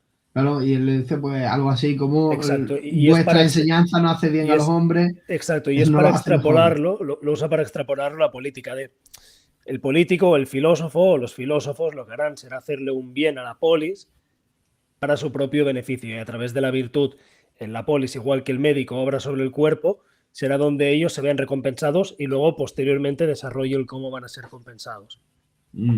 Para demostrar que son más dichosos de aquellos que ejercen directamente el poder para su propio beneficio. Sí. Si no recuerdo mal, iba por ahí el... Yo creo yo lo recuerdo igual. Es decir, hace tiempo que no le meto caña a eso, pero lo recuerdo así igual. Y además son de las cosas que se te quedan en la cabeza porque son de las más reseñables, ¿no? De la obra. Pues le doy un poquillo. Sí, dale. Venga, va a hablar de lo de Heráclito, ¿no? Pues dice, quizás fue esto lo que Heráclito quiso decir, si bien no supo explicarlo. Hay que entender ahí que Platón no es muy dado a Heráclito. Joder, es que se está meando en la cara de uno de los más grandes de la historia hasta ese momento. Tienes que para nosotros ahora Heráclito, con toda la historia de la filosofía, pues a lo mejor es un poco anécdota, pero que hasta ese momento es que hay poco más que esto en la filosofía. Entonces Heráclito era de los más grandes. Sí, ¿no? Y se está meando en la cara ahí, tío, de esa manera. La discusión durante siglos es Heráclito Parménides. Claro, Platón elige a Parménides y se le nota aquí, ¿no? Es decir, elegí a Parménides como... Y de hecho, a ojos de mucha gente, Platón intenta hacer una síntesis de ambos y superarlos, y a ojos de muchísimos académicos no lo consigue. Que lo consigue realmente es Aristóteles. Sí, además es que en parte sí que lo... Pero en parte sí que lo intenta, pero claro, es que yo creo que ahí le pierde lo que estábamos hablando antes, tío, de intentar simplificar las cosas para que lo entienda el gran público. Y a través del mito deja muy mal la idea de Heráclito del cambio constante, tal y cual, ¿no? El mito en el que él va a dividir el mundo en dos y tal y cual. Y entonces como que denosta un poco esa parte de Heráclito, ¿no? Pero Claro, creo que puede ser en parte un problema del mismo mito, es decir, de simplificarlo demasiado, porque es más fácil simplificar a Parménides que a Heráclito.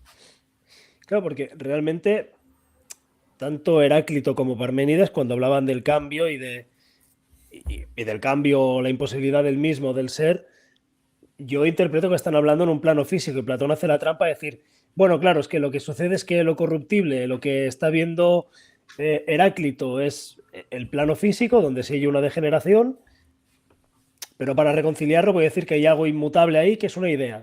Pero realmente Sí. Parménides Hace trampa, no te está hablando de eso.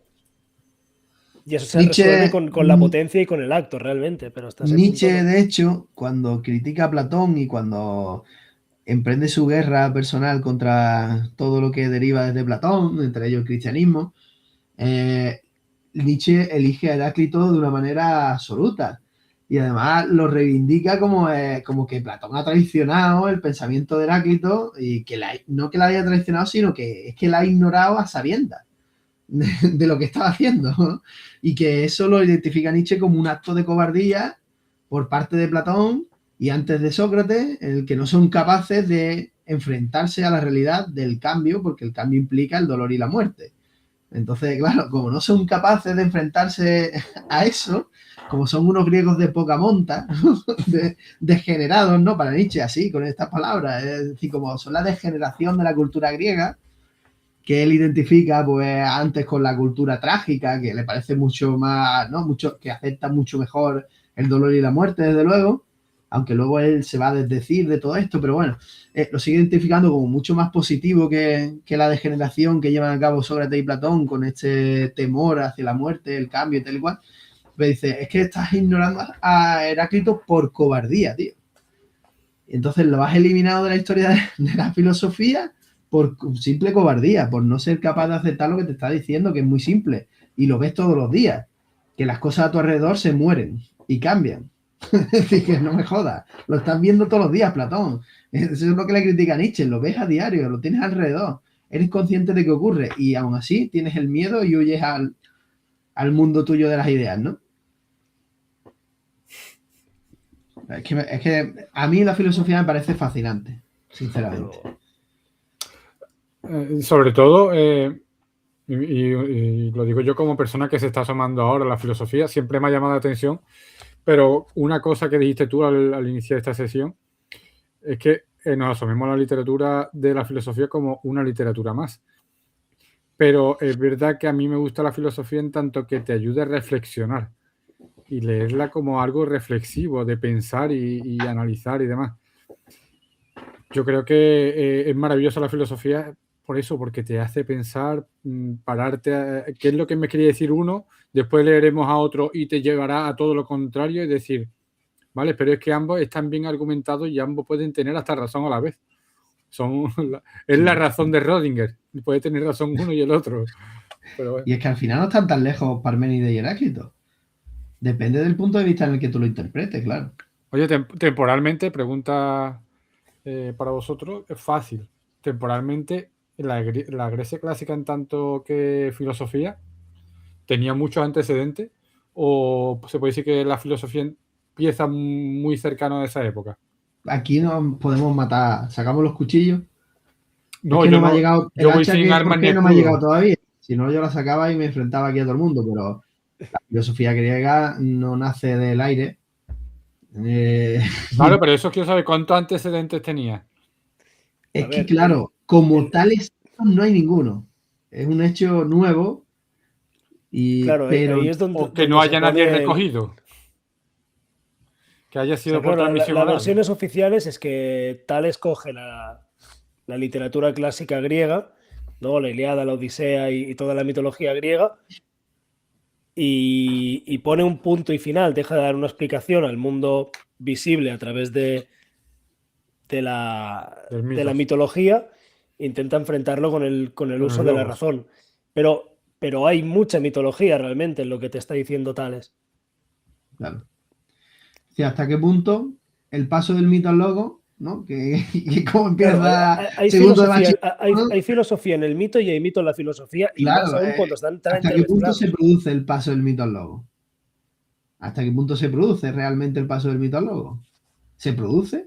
Pero, Porque claro, claro, si pero se no produce de habrá algo manera radical, disruptivo, como nos ¿no? cuenta, perdón, vale. Que no habrá algo disruptivo, que será algo secuencial y progresivo y no Hay, habrá algo. hay puntos disruptivos, es decir, para hacerlo sumamente simplificado, la filosofía griega tiene un doble alumbramiento. Uno podríamos situarlo en el terreno de Pitágoras y el otro en la escuela de Mileto, los cuales pues tienen convergencias diferentes. Uno adquiere como un matiz más esotérico, más sectario, más místico, más matemático en un aspecto muy simple de la palabra, muy alejado de lo que entendemos hoy por matemáticas. Y el otro es un estudio de la naturaleza, que es el que parte en Mileto, donde se busca el arqué, el origen de todas las cosas, la sustancia primera.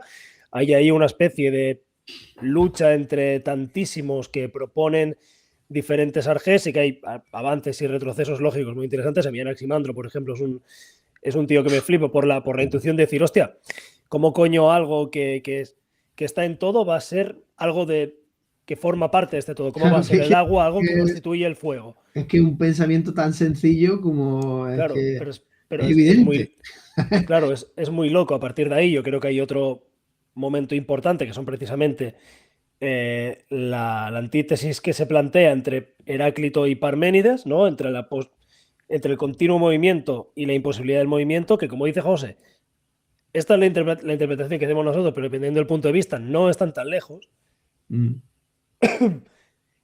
A partir de aquí se intenta buscar solución a este problema hasta que llega Sócrates, hay un cambio, dejamos de preguntarnos por la naturaleza, nos empezamos a preguntar por el humano, por nuestra conducta, por la virtud, por la ética, etc. Platón lo incorpora también esa segunda rama que había crecido por su otra parte, ¿no? Hace como ese punto de conexión entre todo lo que había habido antes de él, y llega Sócrates, digo Aristóteles, perdón, y supera todo esto. Y esquematiza la filosofía. Y luego es Averroes, realmente, y, y Andrónico de Rodas, primero Andrónico y luego Averroes, quienes estructuran el pensamiento aristotélico. Es decir, el proceso, estamos hablando de 1600 años. es que extraña, por eso te Claro, digo que... Y fíjate, vamos a ponernos un poco marxistas aquí, ¿no? Si analizamos las condiciones materiales de la existencia que provocan este cambio, estos cambios, digamos, estas rupturas, ¿no? De las que habla, son muy coherentes con sus condiciones materiales en cada momento. Porque estamos hablando de cuando aparecen los primeros presocráticos, estamos hablando del siglo pues, 6, 7 antes de Cristo, más o menos, en la Grecia clásica, en la que hay un despertar del comercio en toda la zona mediterránea, un comercio que principalmente se hace por mar, un comercio que se hace por mar costeando, es decir, yendo pegado a costa, porque a nadie en su sano juicio, con un barco de esas características, se le ocurre, cargado de cosas donde van, digamos, la apuesta de tu vida y la de seguramente tu familia y muchos otros inversores que han metido ahí cosas para que tú las vendas en otra ciudad, ¿no? Al otro lado, no se te pasa por la cabeza cruzar el Mediterráneo. Y cualquiera que haya navegado o cruzado el Mediterráneo es consciente de que si tuviera un barco donde fuera, digamos, pues eso, la apuesta de su vida y de la vida de mucha gente, no cruzaría el Mediterráneo con ese barco. Iría costeando. Y cuando vas costeando, vas parando en los puertos. Porque hacer noche en un barco anclado en la costa es posible cuando la mar está bien. Pero cuando no. Porque ahora tú puedes hacer noche porque puedes mirar en tu sonar, en una pantallita, y ves cuánto tienes de fondo abajo. Y entonces dices, mira, pues aquí tengo tanto de fondo, pues puedo tirar el ancla, no hay problema, no me voy a chocar con una piedra. Pero en ese momento tú no sabes lo que hay ahí abajo. Entonces tú no vas a tirar tu ancla y te vas a quedar ahí toda la noche a dormir o lo que sea para que el barco de repente se mueva 20 metros y reviente contra una piedra y a tomar por saco todo. Entonces, cada vez que puedes, paras en un puerto. Con lo cual, los puertos griegos, que son de paso para todo el comercio del Mediterráneo, son unos puertos en los que se juntan muchas culturas. Todas las culturas del Mediterráneo se juntan ahí. Y cuando se produce un choque cultural, en el que las explicaciones a las cosas físicas que ocurren a tu alrededor, a las cosas naturales, se dan desde distintos puntos de vista, todos mitológicos, y todos parecen tener cierto sentido. Cuando se produce ese choque multicultural, alguien en su sano juicio se para a pensar, bueno, una cosa está clara y es que todos no pueden tener razón. O tiene razón uno o ninguno. Y ahí es donde surge la filosofía, es decir, como la conocemos, en un choque multicultural en el que hay muchas explicaciones muy distintas, pero que parecen tener el mismo sentido o estar al mismo nivel. Entonces, bueno, ¿quién tiene razón? Y ante quién tiene razón tengo que dudar de todos y empezar a investigar yo. Y ahí es cuando surge pues la filosofía, desde mi punto de vista, ¿no? Las condiciones materiales, igual que las condiciones materiales para que surja la filosofía política y ética que vemos con el giro antropológico, ¿no? Ya en el siglo IV, o con Sócrates, con los sofistas, tal y cual, pues son las condiciones de que de repente tenemos la posibilidad de participar en la vida política de la ciudad. Porque hay democracia y cualquiera puede participar y no tenemos formación para participar. Entonces necesitamos que alguien venga a explicarnos cómo hacerlo, que nos expliquen cómo convencer a los demás. Por ejemplo, de la existencia de esclavos en la sociedad de Grecia también posibilita este tipo de relaciones y este tipo de... Sí, evidentemente. No me voy a preocupar por la comida, la tengo Claro. cubierta, voy a ponerme a preocupar por... Claro. Y que no haya una casta sacerdotal, ¿no? Es que yo cuando explico esto en bachillerato les digo, mira, en vuestra respuesta hay 3 cosas que no pueden faltar cuando yo os pregunte por el paso del mito al nuevo. O sea, no puede faltar que no hay casta sacerdotal, que los sacerdotes no tienen poder para reprenderte físicamente por dudar de las explicaciones oficiales. Esa es la primera, porque si no, no lo haría. Si pudieran cogerte y matarte por dudar de la explicación religiosa, no lo dudarías en público.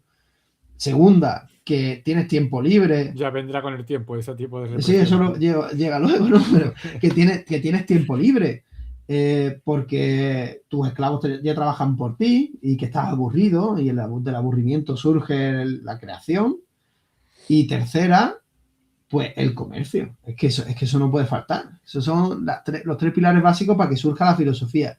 ¿Que esto se daba en otros lugares? Se daba, pero quizás no a la vez las 3 patitas que le hacía falta para hacer la filosofía, ¿no? Y para darte una respuesta un poco más concreta, Alfonso, entre Tales de Mileto, que es el primer filósofo, y Platón, transcurren prácticamente 200 años. Si la cifra no es exacta, va de 3 años. Sí, por ahí anda. De hecho, Tales, si me das un segundo. Tales nace en el 224 a.C. y Platón, si no me equivoco, era el 427 a.C. Me recordaba antes. Es que esto también viene porque antes me ha recordado José un chiste. Voy a meter un chiste en la sesión. Que es muy malo, pero me ha recordado a él. Porque dice que el niño de Cromañón, ¿no? de Repuerca, que viene con las notas del colegio a los padres y dice: a ver que las notas cómo han salido. Caza menor, suspenso. Pero niño, ¿cómo has suspendido caza menor si tu padre es el mejor cazador que hay en el poblado? No sé qué, cuánto. Bueno, venga, hay que seguir practicando. Caza mayor, pero ¿cómo has suspendido caza mayor? Si el bisonte tú le disparas y... Bueno, venga, eres pequeño todavía, no sé qué. Agricultura, suspendido. Pero, chiquillo, si tu madre es una máquina, no sé qué, dice. Historia suspendido. Dice, hijo de puta, pero si tenemos 2 años de historia, ¿cómo ha suspendido? Cabrón. Oye, pues habrá americanos que suspendan historia en el cole. Y me tienen que Historia de América y suspende. Porque si me dice historia europea, pues mira. Pues esto me recuerda eso, ¿no? Como diciendo. Esa gente no ha estudiado historia europea en su vida. Yo lo decía porque al final, ¿qué referentes anteriores tenían? Tenían 4. Tienen mucho. Es decir, mira, esto viene. Pues, sí, pero me refiero por eso, ¿no? Que no había mucho de dónde tirar, que estaban los que estaban y a partir de ahí Sócrates, sí Platón. Y no. Había sí grandes y no, poetas. porque fíjate, Oiga, el primero que hace, porque al final entendemos que el paso, el nacimiento de la filosofía es que se empieza a analizar el surgimiento de las cosas de la naturaleza y de dónde viene todo, se empieza a analizar desde un punto de vista de racionalizarlo, de explicarlo de una manera racional. Esto en parte ya está en Hesíodo. Hesíodo, que tú puedes decir, bueno, pues Hesíodo es una de las patas de la religión griega, tal y cual. Sí, pero en parte él está explicando cómo unos dioses surgen de otros, por qué es lo que ha ocurrido. Es decir, está dando razones. Es que eso ya estaba ahí. Esto es un poco, pues, llevarlo a otro terreno más físico, pero al final ya estaba ahí. Cuando Hesíodo te está diciendo que tal dios nace de otro, yo qué sé, la Tierra nace de, yo sé, me lo voy a inventar, no me acuerdo, la verdad es que no me acuerdo de la cosmogonía de Hesíodo, si os acordáis, pues guay. Pero cuando dice yo no me acuerdo, no, yo no la sé. Del titán Cronos nacen los dioses, tal y cual, pues al final te está diciendo que las cosas que existen, ¿no? Y que los poderes naturales que existen nacen del tiempo. No, te está diciendo... Claro, cambias tiempo por Apeiron y realmente no Claro, dista tanto una explicación de la otra. Entonces, y que unas cosas surgen de que un dios se parte en pedazos, no sé qué. Todo eso al final, si te pones a analizarlo, que un día podríamos meterle caña, un poquito. Si te pones a analizarlo, está racionalizando todo eso. Lo que pasa es que lo está haciendo a través de un ejemplo mítico para que la gente lo entienda. Pero al final te está explicando cómo surgen las cosas de la naturaleza. Entonces, ¿desde dónde viene esto? Pues saber, tío, porque si te pones a buscar desde las Upanishads, tío, es decir, ya te estás yendo a Oriente total y hay muchas cosas en Grecia que vienen de ahí. Hay una frase que creo que es muy potente, no sé si es suya, pero se ha escuchado a Santiago Hermesía, que dice que pensar es pensar a la contra necesariamente. Y evidentemente tiene que partir de una base. De hecho, el mero hecho de hablar, de poner palabras a las cosas, ya es hacer filosofía en cierta manera. Y también, por otra parte, Tales de Mileto forma parte del grupo que son denominados los 7 sabios, de los cuales no tenemos nada, pero también si son los 7 sabios, algo tenían que decir y algún tipo de discusión dialéctica tenían que mantener entre ellos, con Solón y compañía. Y luego, fíjate, yo es que Almesilla no es... Perdón, con esto cierro, y porque me ha venido a la mente que comentabas pues también no había filosofía en Asia. Platón es prácticamente contemporáneo de Confucio. Y evidentemente un pensador como Confucio tiene que tener una base detrás. Pues Confucio no es el primer pensador asiático. Ni mucho menos.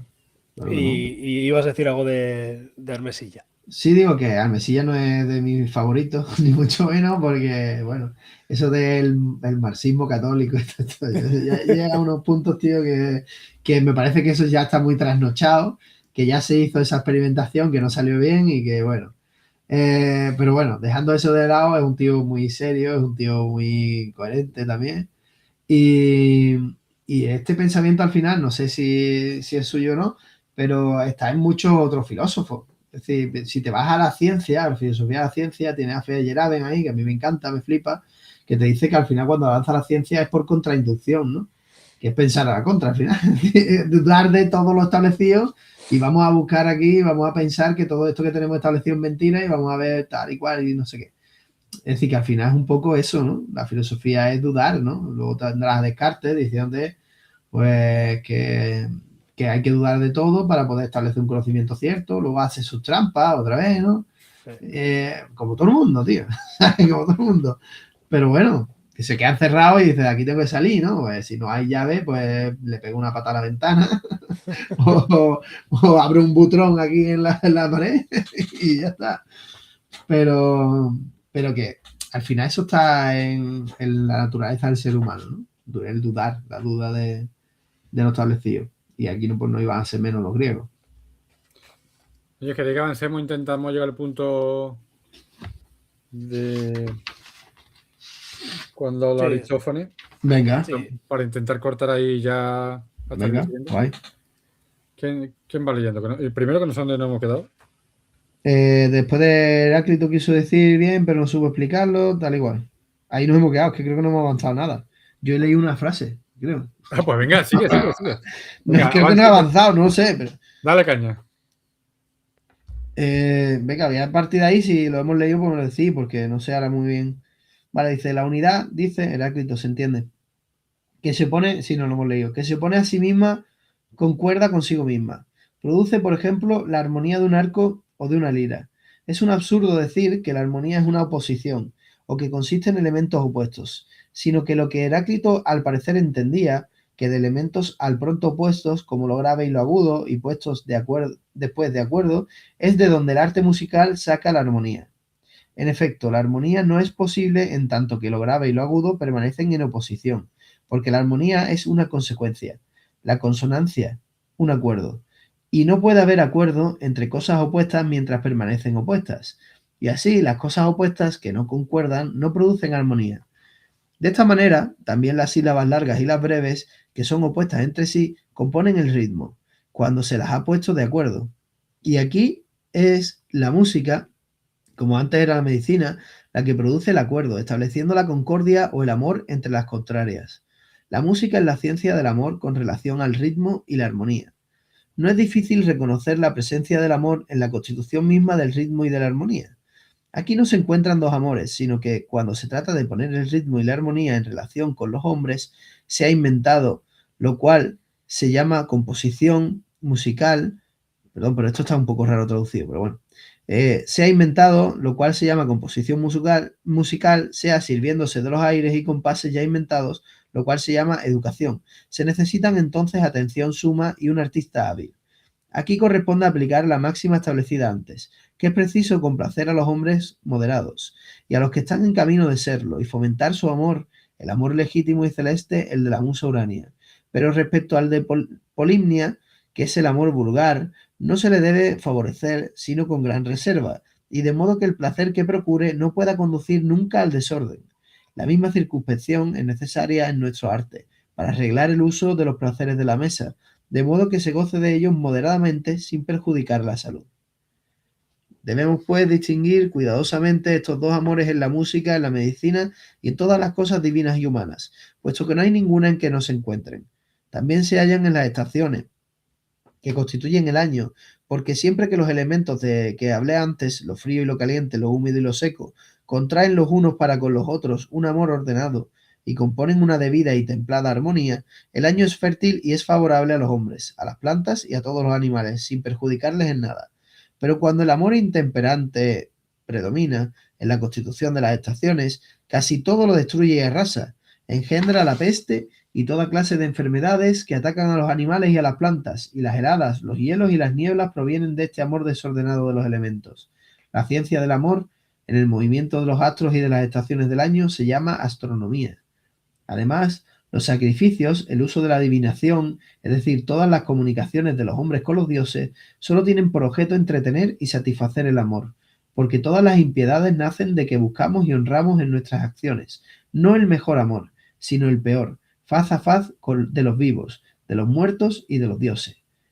Lo propio de la adivinación es vigilar y cuidar de estos dos amores. La adivinación es la creadora de la amistad que existe entre los dioses y los hombres, porque sabe todo lo que hay de santo o de impío en las inclinaciones humanas.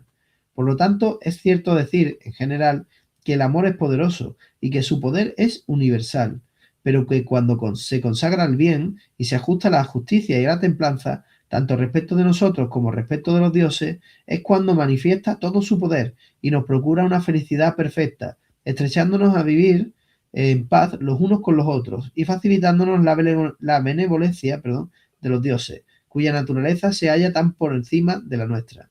Omito, quizá, muchas cosas en este elogio de Eros, pero no es por la falta de voluntad. A ti te toca, Aristófanes, suplir lo que yo haya omitido. Por lo tanto, si tienes el proyecto de honrar al dios de otra manera, hazlo y comienza, ya que tu hipo ha cesado. Y aquí podemos cortar. Sí, yo creo que sí, que ahí lo dejamos. Ahora que se la quita el hipo a Aristófanes y podemos el próximo día. Ya está Aristófanes. Bueno, venga, este trocito, vamos a analizarlo y. Pues aquí hay tralla otra vez. Dale caña. Bastante. Es que no vea Platón como. Mira, anímate, Uri, fíjate. Bueno, no, primero yo creo que lo importante es la presunción de la interpretación de Platón a Heráclito, la cual exactamente no sé de qué texto la saca, porque tal vez me estoy equivocando, igual lo tienes más fresco tú, José, pero ni siquiera en la metafísica de... Ni siquiera en la metafísica de Aristóteles aparece este concepto de amor heraclitio. Sí que Heráclito habla del amor, pero creo que lo hace en un sentido como mucho más parecido al de Empédocles, si no recuerdo mal. El amor en Heráclito, voy a tirar de memoria, ¿vale? Yo hace mucho que esto no lo toco, pero entiendo que se refiere a la vuelta a la unidad. Exacto. Entonces, sí que va un poco por Empédocles en ese sentido, es decir, que esa vuelta a la unidad, ¿no? Que la unidad en Empédocles pues sería el amor lo domina todo y no hay discordia, ¿no? Pero el Heráclito entiende, creo yo, ahora es que ahora me estoy yendo hace mucho tiempo, pero mi idea sobre eso sería simplemente pues eso, ¿no? Esa vuelta a la unidad, al uno primordial, del que nos vamos dividiendo a lo largo del tiempo y luego volvemos cuando morimos y tal y cual. Y en ese regreso al uno sería como ese amor de lo que se vuelve a encontrar, ¿no? Claro, porque al final la existencia sería la separación de nosotros de ese uno primordial, o de todas las cosas que existen serían separadas del uno primordial, que al morir vuelven a él. Claro, y yo lo que entiendo es que aquí Platón, a través de la boca de Erixímaco, lo que está diciendo es: oye, Heráclito, te estás equivocando, realmente eso no es el amor, sino el amor es como ese punto de unión, ese punto de encuentro, ese elemento relacional entre dos contrarios que de por sí no crean armonía cuando se unen, sino cuando se relacionan a través de este amor. Sí, por ahí creo que va. Es como lo interpreto, tal vez necesita alguna lectura más, pero sí, así es como interpreto el principio. También está interesante que se ahonde más en esta diferenciación de un amor como mucho más platónico y un amor vulgar, al que se refiere con Polimnia, si no me equivoco, es la primera vez que utiliza este término en el texto. Habría que hacer un análisis de la palabra. No me veo capacitado para ello, la verdad. No, al ponerlo en mayúscula entiendo que es otro nombre que se le da a ese amor vulgar, digamos, ¿no? Popular. Entiendo. Bien. Pero aquí Polimnia en la mitología griega es una de las 9 musas, hija de Zeus y Mnemosine, reconocida como musa de los himnos sagrados, la poesía sacra y la elocuencia y la retórica. Su nombre significa la de muchos himnos. Vemos que no es un uso literal de esta idea, sino que simplemente le pone este nombre. Habría que ver también toda la cuestión de las traducciones. Y toda la cuestión de las musas, que es otro temazo también. Sí. Pero claro, hay que entender también aquí cuando habla de la música, es que la música para los griegos es algo muy importante, en tanto que es algo divino. Es decir, es parte de la comunicación, quitando la adivinación, que tiene ese carácter más, ¿cómo decirlo?, más institucional, ¿no? La adivinación tiene un carácter para los griegos institucional, no vas a casa de una divina cualquiera, es decir, no te echa las cartas, ¿no? la flipa de turno, sino que es algo institucionalizado. Fuera de eso, digamos que el contacto de los humanos con los dioses, fuera de las instituciones, de manera más personal, se da sobre todo en la música, ¿no? O en las artes, ¿no? En ese contacto con las musas, que son como un ser intermediario entre los dioses y los hombres, ¿no? Y la música tiene ese papel ritual, ¿no? Más amateur, por decirlo así, ¿no? Un ritual más amateur, ¿no? En el que contactas un poco con los dioses a través de la música, ¿no? De esa armonía. Y eso... Dale. Perdón. No, también veo como bastante central dos ideas. Una, yo creo que se remonta bastante a lo que estaba diciendo del amor como ese elemento de unión entre dos contrarios, que dice: la música es la ciencia del amor con relación al ritmo y la armonía. No es difícil reconocer la presencia del amor en la constitución misma del ritmo y la armonía. Y esto luego se liga con la idea de que el amor de por sí es una ciencia. Que, por ejemplo, cuando dice la ciencia del amor, en el movimiento de los astros y de las estaciones del año se llama astronomía. Al final, lo dicho desde el principio, es decir, que al final él está identificando amor como armonía. Al final está hablando del amor como la base de todo. Claro. De la medicina, del bienestar, de la astrología, de la astronomía, de la música, de la gimnasia. El amor. Llevamos muy pocas páginas, pero ya vemos que el amor es capaz de estudiar diversas áreas, pero que al mismo tiempo el amor se puede estudiar desde diferentes puntos de vista. Pasa a ser una figura tanto de sobreestudio como de estudio. Por utilizar, en el momento en el que estamos, ha habido una frase respecto al amor muy reciente que ha creado debate, entre comillas debate. Estaré al tanto de lo que ha hecho Bad Bunny. Yo no soy nada fan de su música, pero sí soy fan a partir de ahora de lo que ha hecho en la Super Bowl, que me parece una sacada de chorra lo que ha hecho, buenísima. Y en una de las, ha puesto en un cartel o algo, ha puesto una frase que era como que el amor puede vencer al odio o algo así. Así no que, exactamente... que lo único más poderoso que el odio es el amor. Y me parece una sacada de chorra, tío. Si el Pedro Glenn no estaría de acuerdo, diría que ¿Sabes quién sí que está de acuerdo?